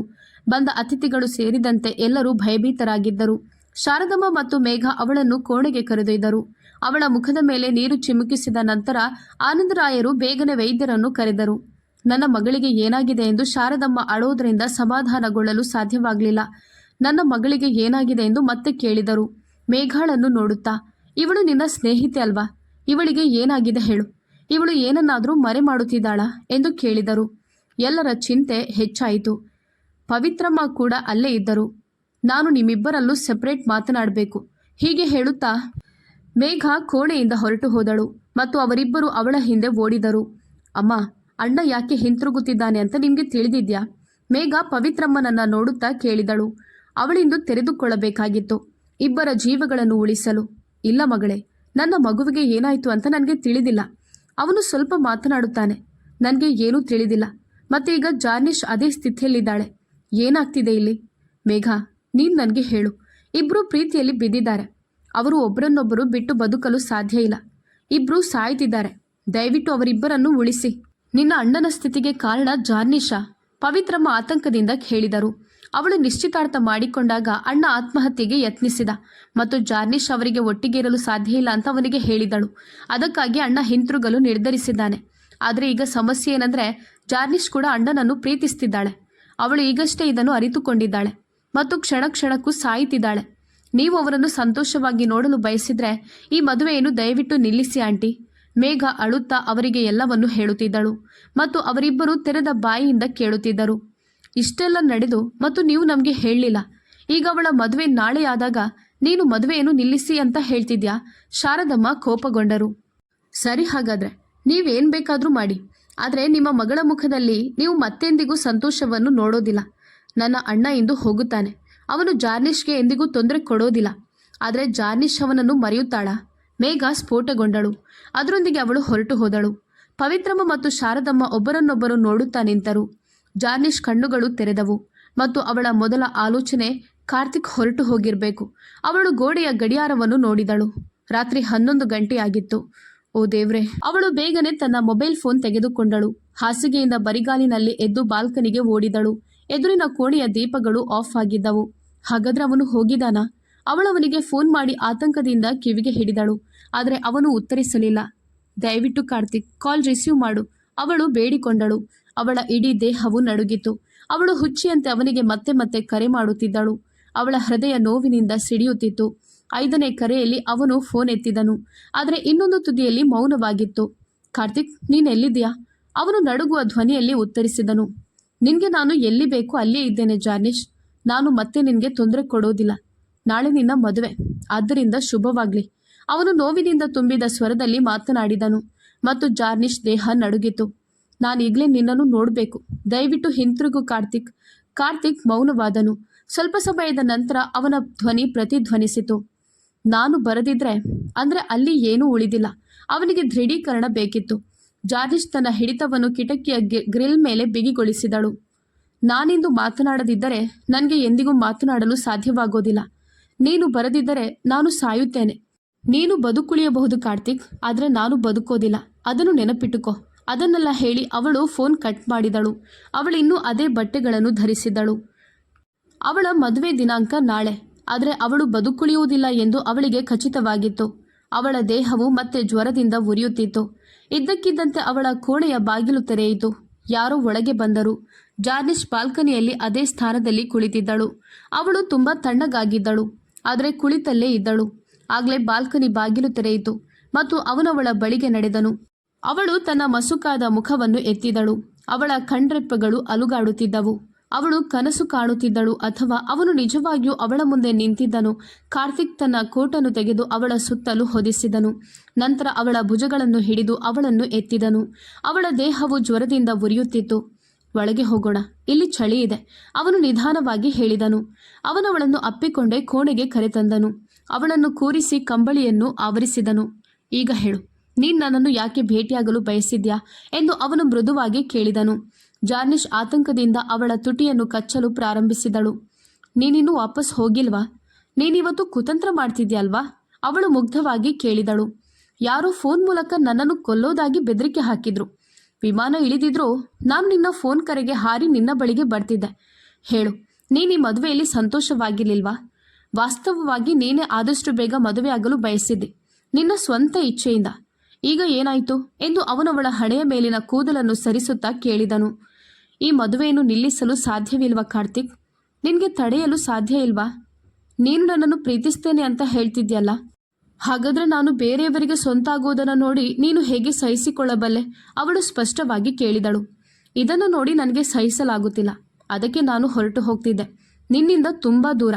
ಆದರೆ ನೀನು ನನ್ನನ್ನು ತಡೆದಿದ್ಯಾ. ಮದುವೆಯ ವಿಷಯಕ್ಕೆ ಬಂದರೆ ಈಗ ಅದನ್ನು ತಡೆಯಲು ಸಾಧ್ಯ ಇಲ್ಲ. ಎಲ್ಲ ಅತಿಥಿಗಳು ಬಂದಿದ್ದಾರೆ. ನಾಳೆ ನಿನ್ನ ಮದುವೆ ಜಾರ್ನಿಶ್. ಆದ್ದರಿಂದ ನೀನು ಸಂತೋಷವಾಗಿರು ಅಥವಾ ಅತೃಪ್ತವಾಗಿರಲಿ, ನೀನು ಹೊರಡಲೇಬೇಕು. ನಾಳೆ ಮದುವೆ ಮೆರವಣಿಗೆ ಬರದಿದ್ರೆ ಅದು ಇಡೀ ಕುಟುಂಬಕ್ಕೆ ಅವಮಾನ ತರುತ್ತದೆ. ಜನರು ನಿನ್ನ ಬಗ್ಗೆ ಮಾತನಾಡೋದನ್ನು ನಾನು ಬಯಸೋದಿಲ್ಲ. ಅದಕ್ಕಾಗಿ ನಾನು ಈ ಮದುವೆಯನ್ನು ಮುಂದುವರಿಸಲು ನಿನ್ನನ್ನು ಮನವೊಲಿಸಲು ಬಂದಿದ್ದೇನೆ. ಜಾರ್ನಿಶ್ ಅವನ ಮಾತುಗಳಿಂದ ಆಶ್ಚರ್ಯಚಕಿತಳಾದಳು. ಕಾರ್ತಿಕ್ನಿಂದ ಅವಳು ಇದನ್ನು ನಿರೀಕ್ಷಿಸಿರಲಿಲ್ಲ. ಅವನು ತಪ್ಪೊಪ್ಪಿಕೊಂಡ ನಂತರ ಎಲ್ಲವನ್ನು ಸರಿಪಡಿಸುತ್ತಾನೆ ಎಂದು ಅವಳು ಭಾವಿಸಿದಳು. ಆದರೆ ಜೀವನ ಸಿನಿಮಾ ಅಲ್ವಾ? ಎಲ್ಲ ಭರವಸೆಗಳು ಮುರಿದು ಹೋದಂತೆ ಅವಳ ಕಣ್ಣಿನಿಂದ ಒಂದು ಕಣ್ಣೀರು ಬಂತು. ಸರಿ, ನೀನೀಗ ಹೋಗ್ಬೋದು, ಅವಳವನ ಕೈ ಕುಲುಕುತ್ತಾ ಹೇಳಿದಳು. ಕಾರ್ತಿಕ್ ಅಸಹಾಯಕನಾಗಿ ಅವಳತ್ತ ನೋಡಿದನು. ನಾನು ನಿಜವಾಗಿಯೂ ನಿನಗೆ ಇನ್ನೂ ಎಂದಿಗೂ ಕರೆ ಮಾಡಬಾರ್ದಾ ಎಂದು ಅವನು ಮುಗ್ಧವಾಗಿ ಕೇಳಿದನು. ಹೌದು, ಹೋಗು. ನಾನು ನಿನ್ನನ್ನು ಎಂದಿಗೂ ಕರೆಯೋದಿಲ್ಲ. ನಾನು ಸತ್ರೂ ಸಹ. ಈಗ ಹೋಗು, ನನಗೆ ನಿದ್ದೆ ಬರ್ತಿದೆ. ಅವಳು ತಲೆಯ ಮೇಲಿನ ಹೊದಿಕೆಯನ್ನು ಎಳೆದಳು. ಕಾರ್ತಿಕ್ ಕೆಲವು ಕ್ಷಣಗಳು ಅಲ್ಲಿಯೇ ಕುಳಿತ ನಂತರ ಹೊರಟು ಹೋದನು. ಅವನು ಹೊರಡಬೇಕಾಯಿತು. ಅವಳು ವಧುವಿನ ಕೋಣೆಯಲ್ಲಿ ತುಂಬ ಸುಂದರವಾಗಿ ಕಾಣುತ್ತಿದ್ದಳು. ಆದರೆ ಅವಳ ಮುಖದಲ್ಲಿ ಯಾವುದೇ ಸಂತೋಷವಿರಲಿಲ್ಲ. ಅವಳ ಹೆತ್ತವರು ಅವಳ ಮೇಲೆ ಆಶೀರ್ವಾದ ಮಾಡುತ್ತಿದ್ದರು. ಮೇಘ ಕೂಡ ತುಂಬ ಸಂತೋಷದಿಂದ ಕಾಣುತ್ತಿದ್ದಳು. ಅವಳು ನಿಶ್ಚಲಳಾಗಿದ್ದಳು. ಆದರೆ ಜಾರ್ನಿಶ್ ಸಂಪೂರ್ಣವಾಗಿ ಶಾಂತವಾಗಿದ್ದಳು. ಅವಳ ಅಂತ್ಯಕ್ರಿಯೆಗೆ ಸಿದ್ಧತೆಗಳು ನಡೆಯುತ್ತಿವೆಯೇ ಹೊರತು ಅವಳ ಮದುವೆಗೆ ಅಲ್ಲ ಎಂದು ಅವಳಿಗೆ ಅನ್ನಿಸ್ತು. ಅವಳ ಪ್ರೀತಿಯ ಪ್ರಸ್ತಾವನೆ ಫಲಪ್ರದವಾಗಲಿಲ್ಲ ಮತ್ತು ಅವನು ಅವಳನ್ನು ಶಾಶ್ವತವಾಗಿ ತೊರೆದನು. ಯಾರೂ ಕಾಳಜಿ ವಹಿಸದ ಹಾಗೆ ಅವಳ ಹೃದಯದಲ್ಲಿ ಪ್ರೀತಿಯ ಜ್ವಾಲೆಯನ್ನು ಉರಿಯುವಂತೆ ಮಾಡಿದನು. ಆದರೆ ಜಾರ್ನಿಶ್ ಅಲ್ಲಿಯೇ ನಿರ್ಜೀವವಾಗಿ ಪ್ರತಿಮೆಯಂತೆ ಕುಳಿತಿದ್ದಳು. ಅವಳ ಮದುವೆ ಶೀಘ್ರದಲ್ಲೇ ನಡೆಯಬೇಕಿತ್ತು. ಅವಳು ತನ್ನ ಮನಸ್ಸನ್ನು ಎಲ್ಲ ಆಲೋಚನೆಗಳಿಂದ ಮುಕ್ತವಾಗಿಡಲು ಬಯಸಿದ್ದಳು. ಆದರೆ ಅವಳು ತನ್ನ ಹೃದಯವನ್ನು ಏನು ಮಾಡಬಹುದು? ಅದು ಭಯಂಕರವಾಗಿ ಅಳುತ್ತಿತ್ತು ಮತ್ತು ದುಃಖಿಸುತ್ತಿತ್ತು. ಮದುವೆ ಪ್ರಮಾಣ ಪತ್ರಕ್ಕೆ ಸಹಿ ಹಾಕಲು ಅವಳು ತನ್ನ ಹೃದಯವನ್ನು ನಿಗ್ರಹಿಸಬೇಕಾಯಿತು. ಮೇಘ ಅವಳ ಪಕ್ಕದಲ್ಲಿ ಕುಳಿತಿದ್ದಳು ಮತ್ತು ಶಾರದಮ್ಮ ಕೂಡ. ಪಂಡಿತರು ಗಟ್ಟಿಮೇಳ ಎಂದು ಹೇಳೋಕೆ ಶುರು ಮಾಡಿದರು. ಪಕ್ಕದಲ್ಲಿ ಕೈಯಲ್ಲಿ ತಾಳಿ ಹಿಡಿದು ವರ ಕೂತಿದ್ದ. ಆಗ ಜಾರ್ನಿಶ್ ಎಚ್ಚರಿಕೆಯಿಂದ ಮೇಘಾಳನ್ನು ನೋಡಿದಳು. ಅವಳು ಚೇಷ್ಟೆಯಿಂದ ನಗುತ್ತಿದ್ದಳು ಮತ್ತು ನಂತರ ತನ್ನ ತಾಯಿಯನ್ನು ನೋಡಿದಳು. ಅವರು ತೇವಗೊಂಡ ಕಣ್ಣುಗಳಿಂದ ನಗುತ್ತಾ ಏನೋ ಸನ್ನೆ ಮಾಡುತ್ತಿದ್ದರು. ಜಾರ್ನಿಶ್ ಸೂಕ್ಷ್ಮವಾಗಿ ವರನನ್ನು ಗಮನಿಸಿದಾಗ ಬೆಚ್ಚಿದಳು. ಯಾಕಂದ್ರೆ ವರ ಬೇರೆ ಯಾರೂ ಅಲ್ಲ, ಕಾರ್ತಿಕ್ ಆಗಿದ್ದ. ಅವಳ ಕಣ್ಣುಗಳು ಸಂತೋಷದಿಂದ ಹೊಳೆಯುತ್ತಿದ್ದವು. ಇದೊಂದು ರೀತಿಯ ಪವಾಡವೇ. ಅವಳು ಬೇಗನೆ ತಾಳಿ ಕಟ್ಟಿಸಿಕೊಂಡಳು. ಎಲ್ಲರೂ ಹೊರಟು ಹೋದಾಗ ಅವಳು ಮೇಘಾಳ ತೋಳನ್ನು ಹಿಡಿದಳು. ಏನಾಯಿತು? ಇದೆಲ್ಲ ಹೇಗಾಯಿತು ಅಂತ ಹೇಳು. ನಗುತ್ತಾ ಮೇಘ ಅವಳ ಮುಖವನ್ನು ತನ್ನ ಕೈಯಲ್ಲಿ ಹಿಡಿದಳು. ಇಂತಹ ಮುದ್ದಾದ ಹುಡುಗಿಯನ್ನು ನಾವು ಇನ್ನೊಬ್ಬ ಪುರುಷನಿಗೆ ಹೇಗೆ ಕೊಡಲು ಸಾಧ್ಯ? ಏನು ಮಾಡಬೇಕು ಅದನ್ನು ನಾನು ಮಾಡಲೇಬೇಕಿತ್ತು. ಯಾಕಂದರೆ ನೀವಿಬ್ಬರು ಹೇಡಿಗಳಾಗಿ ಬಿಟ್ಟಿದ್ದೀರಿ. ನಿಮಗೆ ಪ್ರೀತಿಸುವುದು ಹೇಗೆಂದು ತಿಳಿದಿದೆ, ಆದರೆ ನೀವು ಪ್ರೀತಿಯನ್ನು ಉಳಿಸಲು ಪ್ರಯತ್ನಿಸಲಿಲ್ಲ. ನಿನ್ನೆ ನನ್ನ ಅಣ್ಣ ಹೊರಡುವಾಗ ಅವನು ಹೋಗುವ ಮೊದಲು ಏನು ನಡೆಯುತ್ತಿದೆ ಅಂತ ನಾನು ಎಲ್ರಿಗೂ ಹೇಳಿದೆ. ಮುಂದೆ ಏನಾಗಬೇಕಿತ್ತೋ ನಿರ್ಧಾರ ಕಷ್ಟಕರವಾಗಿತ್ತು. ಆದರೆ ಅವರು ತನ್ನ ಮಗಳು ಮತ್ತು ಮಗನ ಸಂತೋಷವನ್ನು ಲೌಕಿಕ ವಿಷಯಗಳಿಗಿಂತ ಹೆಚ್ಚಾಗಿ ಗೌರವಿಸಿದ್ರು. ಚಿಕ್ಕಮ್ಮ ಪ್ರೇಮ್ನ ಮನೆಗೆ ಕರೆ ಮಾಡಿ ಈ ಮದುವೆಯನ್ನು ಅವರ ಮುಂದುವರಿಸಲು ಸಾಧ್ಯವಿಲ್ಲ ಅಂತ ಹೇಳಿದ್ರು. ಅವರು ಸಾಕಷ್ಟು ಗದ್ದಲವನ್ನು ಸೃಷ್ಟಿಸಿದ್ರು. ಆದರೆ ಅದೃಷ್ಟವಶಾತ್ ಗದ್ದಲ ಮತ್ತು ಪ್ರಚೋದನೆ ರಾತ್ರಿ ಇಡೀ ಮುಂದುವರಿಯಿತು. ನಂತರ ನನ್ನ ಅಣ್ಣನನ್ನು ಹೋಗೋದನ್ನು ತಡೆಯಲಾಯಿತು. ಇದು ಹೇಗೆ ಸಂಭವಿಸಿತು ಅಂತ ಅವನು ಸ್ವತಃ ಗೊಂದಲಕ್ಕೊಳಗಾಗಿದ್ದನು. ನೀನವನನ್ನು ಪ್ರೀತಿಸುವುದಿಲ್ಲ ಅಂತ ಅವನು ಭಾವಿಸಿದ್ದರಿಂದ ಅವನು ಹೋಗ್ತಿದ್ದ. ಆದರೆ ನೀನು ಅವನಿಲ್ಲದೆ ಸಾಹಿತ್ಯ ಅಂತ ನಾನವನಿಗೆ ಹೇಳಿದಾಗ ಅವನು ನಿನ್ನನ್ನು ಹೇಗೆ ಬಿಟ್ಟು ಹೋಗ್ಬೋದು? ನಾವೆಲ್ಲವನ್ನು ಇತ್ಯರ್ಥಪಡಿಸಿದೆವು ಮತ್ತು ಅದನ್ನು ನಿಮ್ಮಿಂದ ರಹಸ್ಯವಾಗಿಟ್ಟಿದ್ದೆವು. ನಾವು ನಿನ್ನನ್ನು ಸರ್ಪ್ರೈಸ್ಗೊಳಿಸಬೇಕಿತ್ತು. ಈಗ ಹೇಳು, ನಮ್ಮ ಸರ್ಪ್ರೈಸ್ ನಿನಗೆ ಹೇಗೆ ಅನ್ನಿಸ್ತು? ಆದರೆ ತಾನು ನಿಜವಾಗಿಯೂ ಕಾರ್ತಿಕ್ನ ಹೆಂಡತಿಯಾಗಿದ್ದೇನೆಂದು ಆಕೆಗೆ ನಂಬಲು ಸಾಧ್ಯವಾಗಲಿಲ್ಲ. ಅವಳ ಹೃದಯದಲ್ಲಿನ ನೋವು ತಕ್ಷಣವೇ ಮಾಯವಾಯಿತು. ಅವಳು ತನ್ನ ಹೆತ್ತವರನ್ನು ತಬ್ಬಿಕೊಂಡು ಅವರಿಗೆ ಧನ್ಯವಾದ ಹೇಳಿದಳು. ನೀವು ನಮಗೆ ಮೊದಲೇ ಹೇಳಿದ್ದರೆ ಇದೆಲ್ಲವೂ ಆಗ್ತಿರಲಿಲ್ಲ. ಆದರೆ ಅದೃಷ್ಟವಶಾತ್ ನಮ್ಮ ಮಗಳ ಸಂತೋಷವನ್ನು ನಾವು ಉಳಿಸಿದೆವು. ದೇವರು ನಿಮ್ಮನ್ನು ಶಾಶ್ವತವಾಗಿ ಚೆನ್ನಾಗಿ ಇಡಲಿ ಎಂದರು. ತನ್ನ ಹೆತ್ತವರ ಆಶೀರ್ವಾದದ ನೆರಳಿನಲ್ಲಿ ಅವಳು ಹೊರಟು ಕಾರ್ತಿಕ್ ಕೋಣೆಗೆ ಹೋದಳು. ಅವಳ ಹೃದಯ ವಿಚಿತ್ರ ಲಯದಲ್ಲಿ ಬಡಿಯುತ್ತಿತ್ತು. ವಿಚಿತ್ರವಾದ ಅಶಾಂತಿ ಇತ್ತು, ವಿಚಿತ್ರವಾದ ಅನಿಶ್ಚಿತತೆ. ಇದ್ದಕ್ಕಿದ್ದಂತೆ ಕೋಣೆಯ ಬಾಗಿಲು ತೆರೆಯಿತು ಮತ್ತು ಅವನು ಒಳಗೆ ಪ್ರವೇಶಿಸಿದನು. ಜಾರ್ನಿಶ್ ತೀವ್ರವಾಗಿ ಬೆವರುತ್ತಿದ್ದಳು. ಅವನು ನಿಧಾನವಾಗಿ ಅವಳ ಪಕ್ಕದಲ್ಲಿ ಕುಳಿತು ಅವಳ ಮುಸುಕನ್ನು ಎತ್ತಿದನು. ಅವರ ಕಣ್ಣುಗಳು ಭೇಟಿಯಾದವು. ಕಾರ್ತಿಕ್ ಕಣ್ಣುಗಳಲ್ಲಿ ಬಿಸಿ ಉತ್ಕಟ ಭಾವನೆಯನ್ನು ನೋಡಿ ಅವಳು ನಾಚಿಕೆಯಿಂದ ತನ್ನ ಕಣ್ರೆಪ್ಪೆಗಳನ್ನು ಕೆಳಕ್ಕೆ ಇಳಿಸಿದಳು. ಅವನವಳ 2 ಕೈಗಳನ್ನು ಹಿಡಿದು ಮುತ್ತಿಟ್ಟನು. ನನ್ನ ಪ್ರೀತಿ ನಮ್ಮ ಜೀವನದಲ್ಲಿ ಅಂತಹ ಪವಾಡಗಳನ್ನು ತರುತ್ತದೆ ಅಂತ ನನಗೆ ತಿಳಿದಿರಲಿಲ್ಲ ಜಾರ್ನಿಶ್. ಜಾರ್ನಿಶ್ ತನ್ನ ಕೈಯನ್ನು ಅಲ್ಲಾಡಿಸಿದಳು. ನೀನು ತುಂಬ ಕೆಟ್ಟವನು. ಎಂಥ ಡ್ರಾಮಾ ಮಾಸ್ಟರ್ ನೀನು. ನಿನ್ ಗೊತ್ತಾ, ನಾನು ರಾತ್ರಿ ಇಡೀ ಅಳ್ತಿದ್ದೆ. ನನಗೆ ನಿದ್ದೆ ಕೂಡ ಬಂದಿರಲಿಲ್ಲ. ನೀನು ನನಗೆ ಹೇಳ್ಬೋದಿತ್ತು. ನಾನು ಬಯಸಿದ್ದೆ. ಆದರೆ ಆ ಮೇಘ ನನ್ನನ್ನು ಹೇಳಬಾರ್ದು ಅಂದಿದ್ಲು. ಎಲ್ಲದಕ್ಕೂ ಮಿಗಿಲಾಗಿ ಇದೆಲ್ಲವೂ ಅವಳ ಪವಾಡ. ಇಲ್ಲದಿದ್ದರೆ ನಾವಿಬ್ಬರು ಆತ್ಮಹತ್ಯೆಯ ಅಂಚಿನಲ್ಲಿರ್ತಿದ್ದೆವು. ನೀನು ನನ್ನನ್ನು ಮೂಕನನ್ನಾಗಿ ಮಾಡಿದೆ ಮತ್ತು ನೀನು ನನ್ನನ್ನು ಪ್ರೀತಿಸದ ಕಾರಣ ನಾನು ಮೌನವಾಗಿದ್ದೆ. ಆದರೆ ನಿನ್ನೆ ರಾತ್ರಿ ನಿನ್ನ ಹುಚ್ಚು ನಿನ್ನನ್ನು ನೋಡಿದಾಗ ನನ್ನ ಹೃದಯವು ನಿನ್ನನ್ನು ನನ್ನ ವಧುವಾಗಿ ಸ್ವೀಕರಿಸಲು ಬಯಸಿತು. ಅವನವಳ ಕೆಂಪು ಕಣ್ಣುಗಳ ಮೇಲೆ ತನ್ನ ತುಟಿಗಳನ್ನು ಸವರುತ್ತಾ ಹೇಳಿದನು, ನನ್ನ ಜೀವನದಲ್ಲಿ ವಸಂತವನ್ನು ಮರಳಿ ತಂದಿದ್ದಕ್ಕಾಗಿ ಧನ್ಯವಾದಗಳು. ಅವನು ಅವಳನ್ನು ತನ್ನ ತೋಳುಗಳಲ್ಲಿ ಒಟ್ಟುಗೂಡಿಸಿದನು ಮತ್ತು ಜಾರ್ನಿಶ್ನ ಎಲ್ಲ ಕುಂದುಕೊರತೆಗಳು ಅವನ ಅಪ್ಪುಗೆಯಲ್ಲಿ ತೊಳೆಯಲ್ಪಟ್ಟವು. ಅವನು ನಿಧಾನವಾಗಿ ಅವಳ ಕಣ್ಣುಗಳಿಂದ ಅವಳ ಕೆನ್ನೆಗಳಿಗೆ ಸರಿದನು ಮತ್ತು ಅಲ್ಲಿಂದ ಅವನ ತುಟಿಗಳು ಅವಳ ಕಿವಿಗಳ ಮೇಲೆ ನಿಂತವು. ಅವಳ ಕಿವಿಯ ಹಾಲೆಯನ್ನು ನಿಧಾನವಾಗಿ ಒತ್ತಿ ಅವನು ಅವಳ ಕಿವಿಗಳಲ್ಲಿ ಪಿಸುಗುಟ್ಟಿದನು. ಹಾಗಾದರೆ ನಾನೀಗ ವಯಸ್ಕನಾಗಿದ್ದೇನೆ ಅಂತ ನಿನಗೆ ತೋರಿಸಲು ನನಗೆ ಅವಕಾಶ ಮಾಡಿಕೊಡು. ಅವನ ಮಾತುಗಳ ಅರ್ಥವನ್ನು ಅರ್ಥ ಮಾಡಿಕೊಂಡ ಜಾರ್ನಿಶ್ ನಾಚಿಕೆಯಿಂದ ಕೆಂಪಾದಳು. ಅವಳು ತನ್ನ 2 ಕೈಗಳನ್ನು ಅವನ ಮುಖದ ಮೇಲೆ ಇಟ್ಟಳು. ಅವಳ ಸನ್ನೆಗೆ ಕಾರ್ತಿಕ್ ಜೋರಾಗಿ ನಕ್ಕನು. 2 ಕೈಗಳನ್ನು ತೆಗೆದು ಅವನವಳ ಮುಖವನ್ನು ತನ್ನ ಕೈಯಲ್ಲಿ ತೆಗೆದುಕೊಂಡನು. ಭಾವನೆಗಳು ಕಾರ್ತಿಕ್ನ ಮುಖದ ಮೇಲೆ ಸ್ಪಷ್ಟವಾಗಿದ್ದವು. ಅವನು ಅರಿವಿಲ್ಲದ ಒಳಗೆ ಒರಗಿದನು. ಅವಳ ತುಟಿಗಳ ಮೇಲೆ ಒರಗಿದನು ಮತ್ತು ಅವಳ ತುಟಿಗಳ ಮೃದುತ್ವವನ್ನು ತೀವ್ರವಾಗಿ ಅನುಭವಿಸಿದನು. ಅವಳ ಸ್ಪರ್ಶದಲ್ಲಿ ಈ ಉತ್ಸಾಹವು ತುಂಬ ತೀವ್ರವಾಗಿತ್ತು. ಜಾರ್ನಿಶ್ನ ಹೃದಯ ಬಡಿಯುತ್ತಿತ್ತು. ಅವಳನ್ನು ದಿಂಬಿನ ಮೇಲೆ ಮಲಗಿಸಿ ಅವನು ನಿಧಾನವಾಗಿ ಅವಳ ಆಭರಣಗಳನ್ನು ತೆಗೆದನು ಮತ್ತು ಅವನ ಕೈಗಳು ಅವಳ ರವಿಕೆಯಿಂದ ಜಾರಿದವು. ಜಾರ್ನಿಶ್ ನಾಚಿಕೆಯಿಂದ ಕೆಂಪಾಗಿದ್ದಳು. ದಯವಿಟ್ಟು ಕಾರ್ತಿಕ್, ಲೈಟ್ ಆಫ್ ಮಾಡಿ, ಅವಳು ಬೇಡಿಕೊಂಡಳು. ನನಗೆ ಲೈಟ್ ಆಫ್ ಮಾಡಲು ಮನಸ್ಸಿಲ್ಲ. ನಾನದನ್ನು ಆಫ್ ಮಾಡಿದರೆ ನಾನು ನಿನ್ನನ್ನು ಹೇಗೆ ನೋಡಲಿ? ಅವನು ತನ್ನ ಕಣ್ಣುಗಳಲ್ಲಿ ತುಂಟತನದಿಂದ ಪ್ರಾರಂಭಿಸಿದನು. ಅವನು ತನ್ನ ಬೆರಳುಗಳನ್ನು ಅವಳ ಹೊಟ್ಟೆಯ ಮೇಲೆ ತಮಾಷೆಯಾಗಿ ಚಲಾಯಿಸಲು ಪ್ರಾರಂಭಿಸಿದನು. ಮತ್ತಿನ್ನೂ ಹೆಚ್ಚಾಗಿ ಅವನ ಬೆರಳುಗಳು ನಿಧಾನವಾಗಿ ಮೇಲಕ್ಕೆ ಚಲಿಸುತ್ತಿದ್ದಂತೆ ಜಾರ್ನಿಶ್ ಅವಳ ಉಸಿರನ್ನು ಹಿಡಿದಿಟ್ಟುಕೊಂಡಳು. ಅವಳ ಕಣ್ಣುಗಳು ಬಿಗಿಯಾಗಿ ಮುಚ್ಚಲ್ಪಟ್ಟವು. ಅವನ ಬೆರಳುಗಳ ಸ್ಪರ್ಶವು ಅವಳ ಇಡೀ ಅಸ್ತಿತ್ವದ ಮೂಲಕ ಅಲೆಗಳನ್ನು ಕಳುಹಿಸಿತು ಮತ್ತು ಕಾರ್ತಿಕ್ನ ಬೆರಳುಗಳು ಅವಳ ಮೃದುವಾದ ಹೃದಯ ಬಡಿತವನ್ನು ತಲುಪಲು ಅವಳ ಬ್ಲೌಸ್ನ ಕೆಳಗೆ ತೆವಳಿದಾಗ ಜಾರ್ನಿಶ್ ಬೆಡ್ಶೀಟನ್ನು ಬಿಗಿಯಾಗಿ ಹಿಡಿದಳು.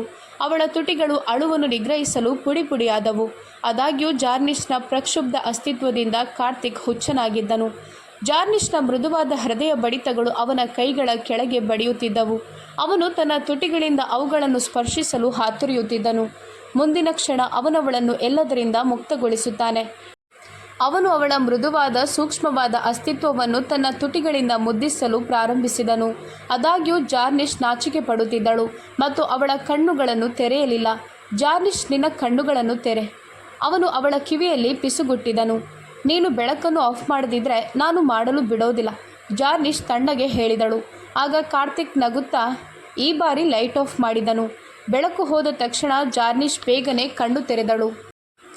ಈಗ ಕಾರ್ತಿಕ್ ಅವಳ ಮೇಲೆ ಇನ್ನಷ್ಟು ಬಲದಿಂದ ಮುಗಿಬಿದ್ದನು.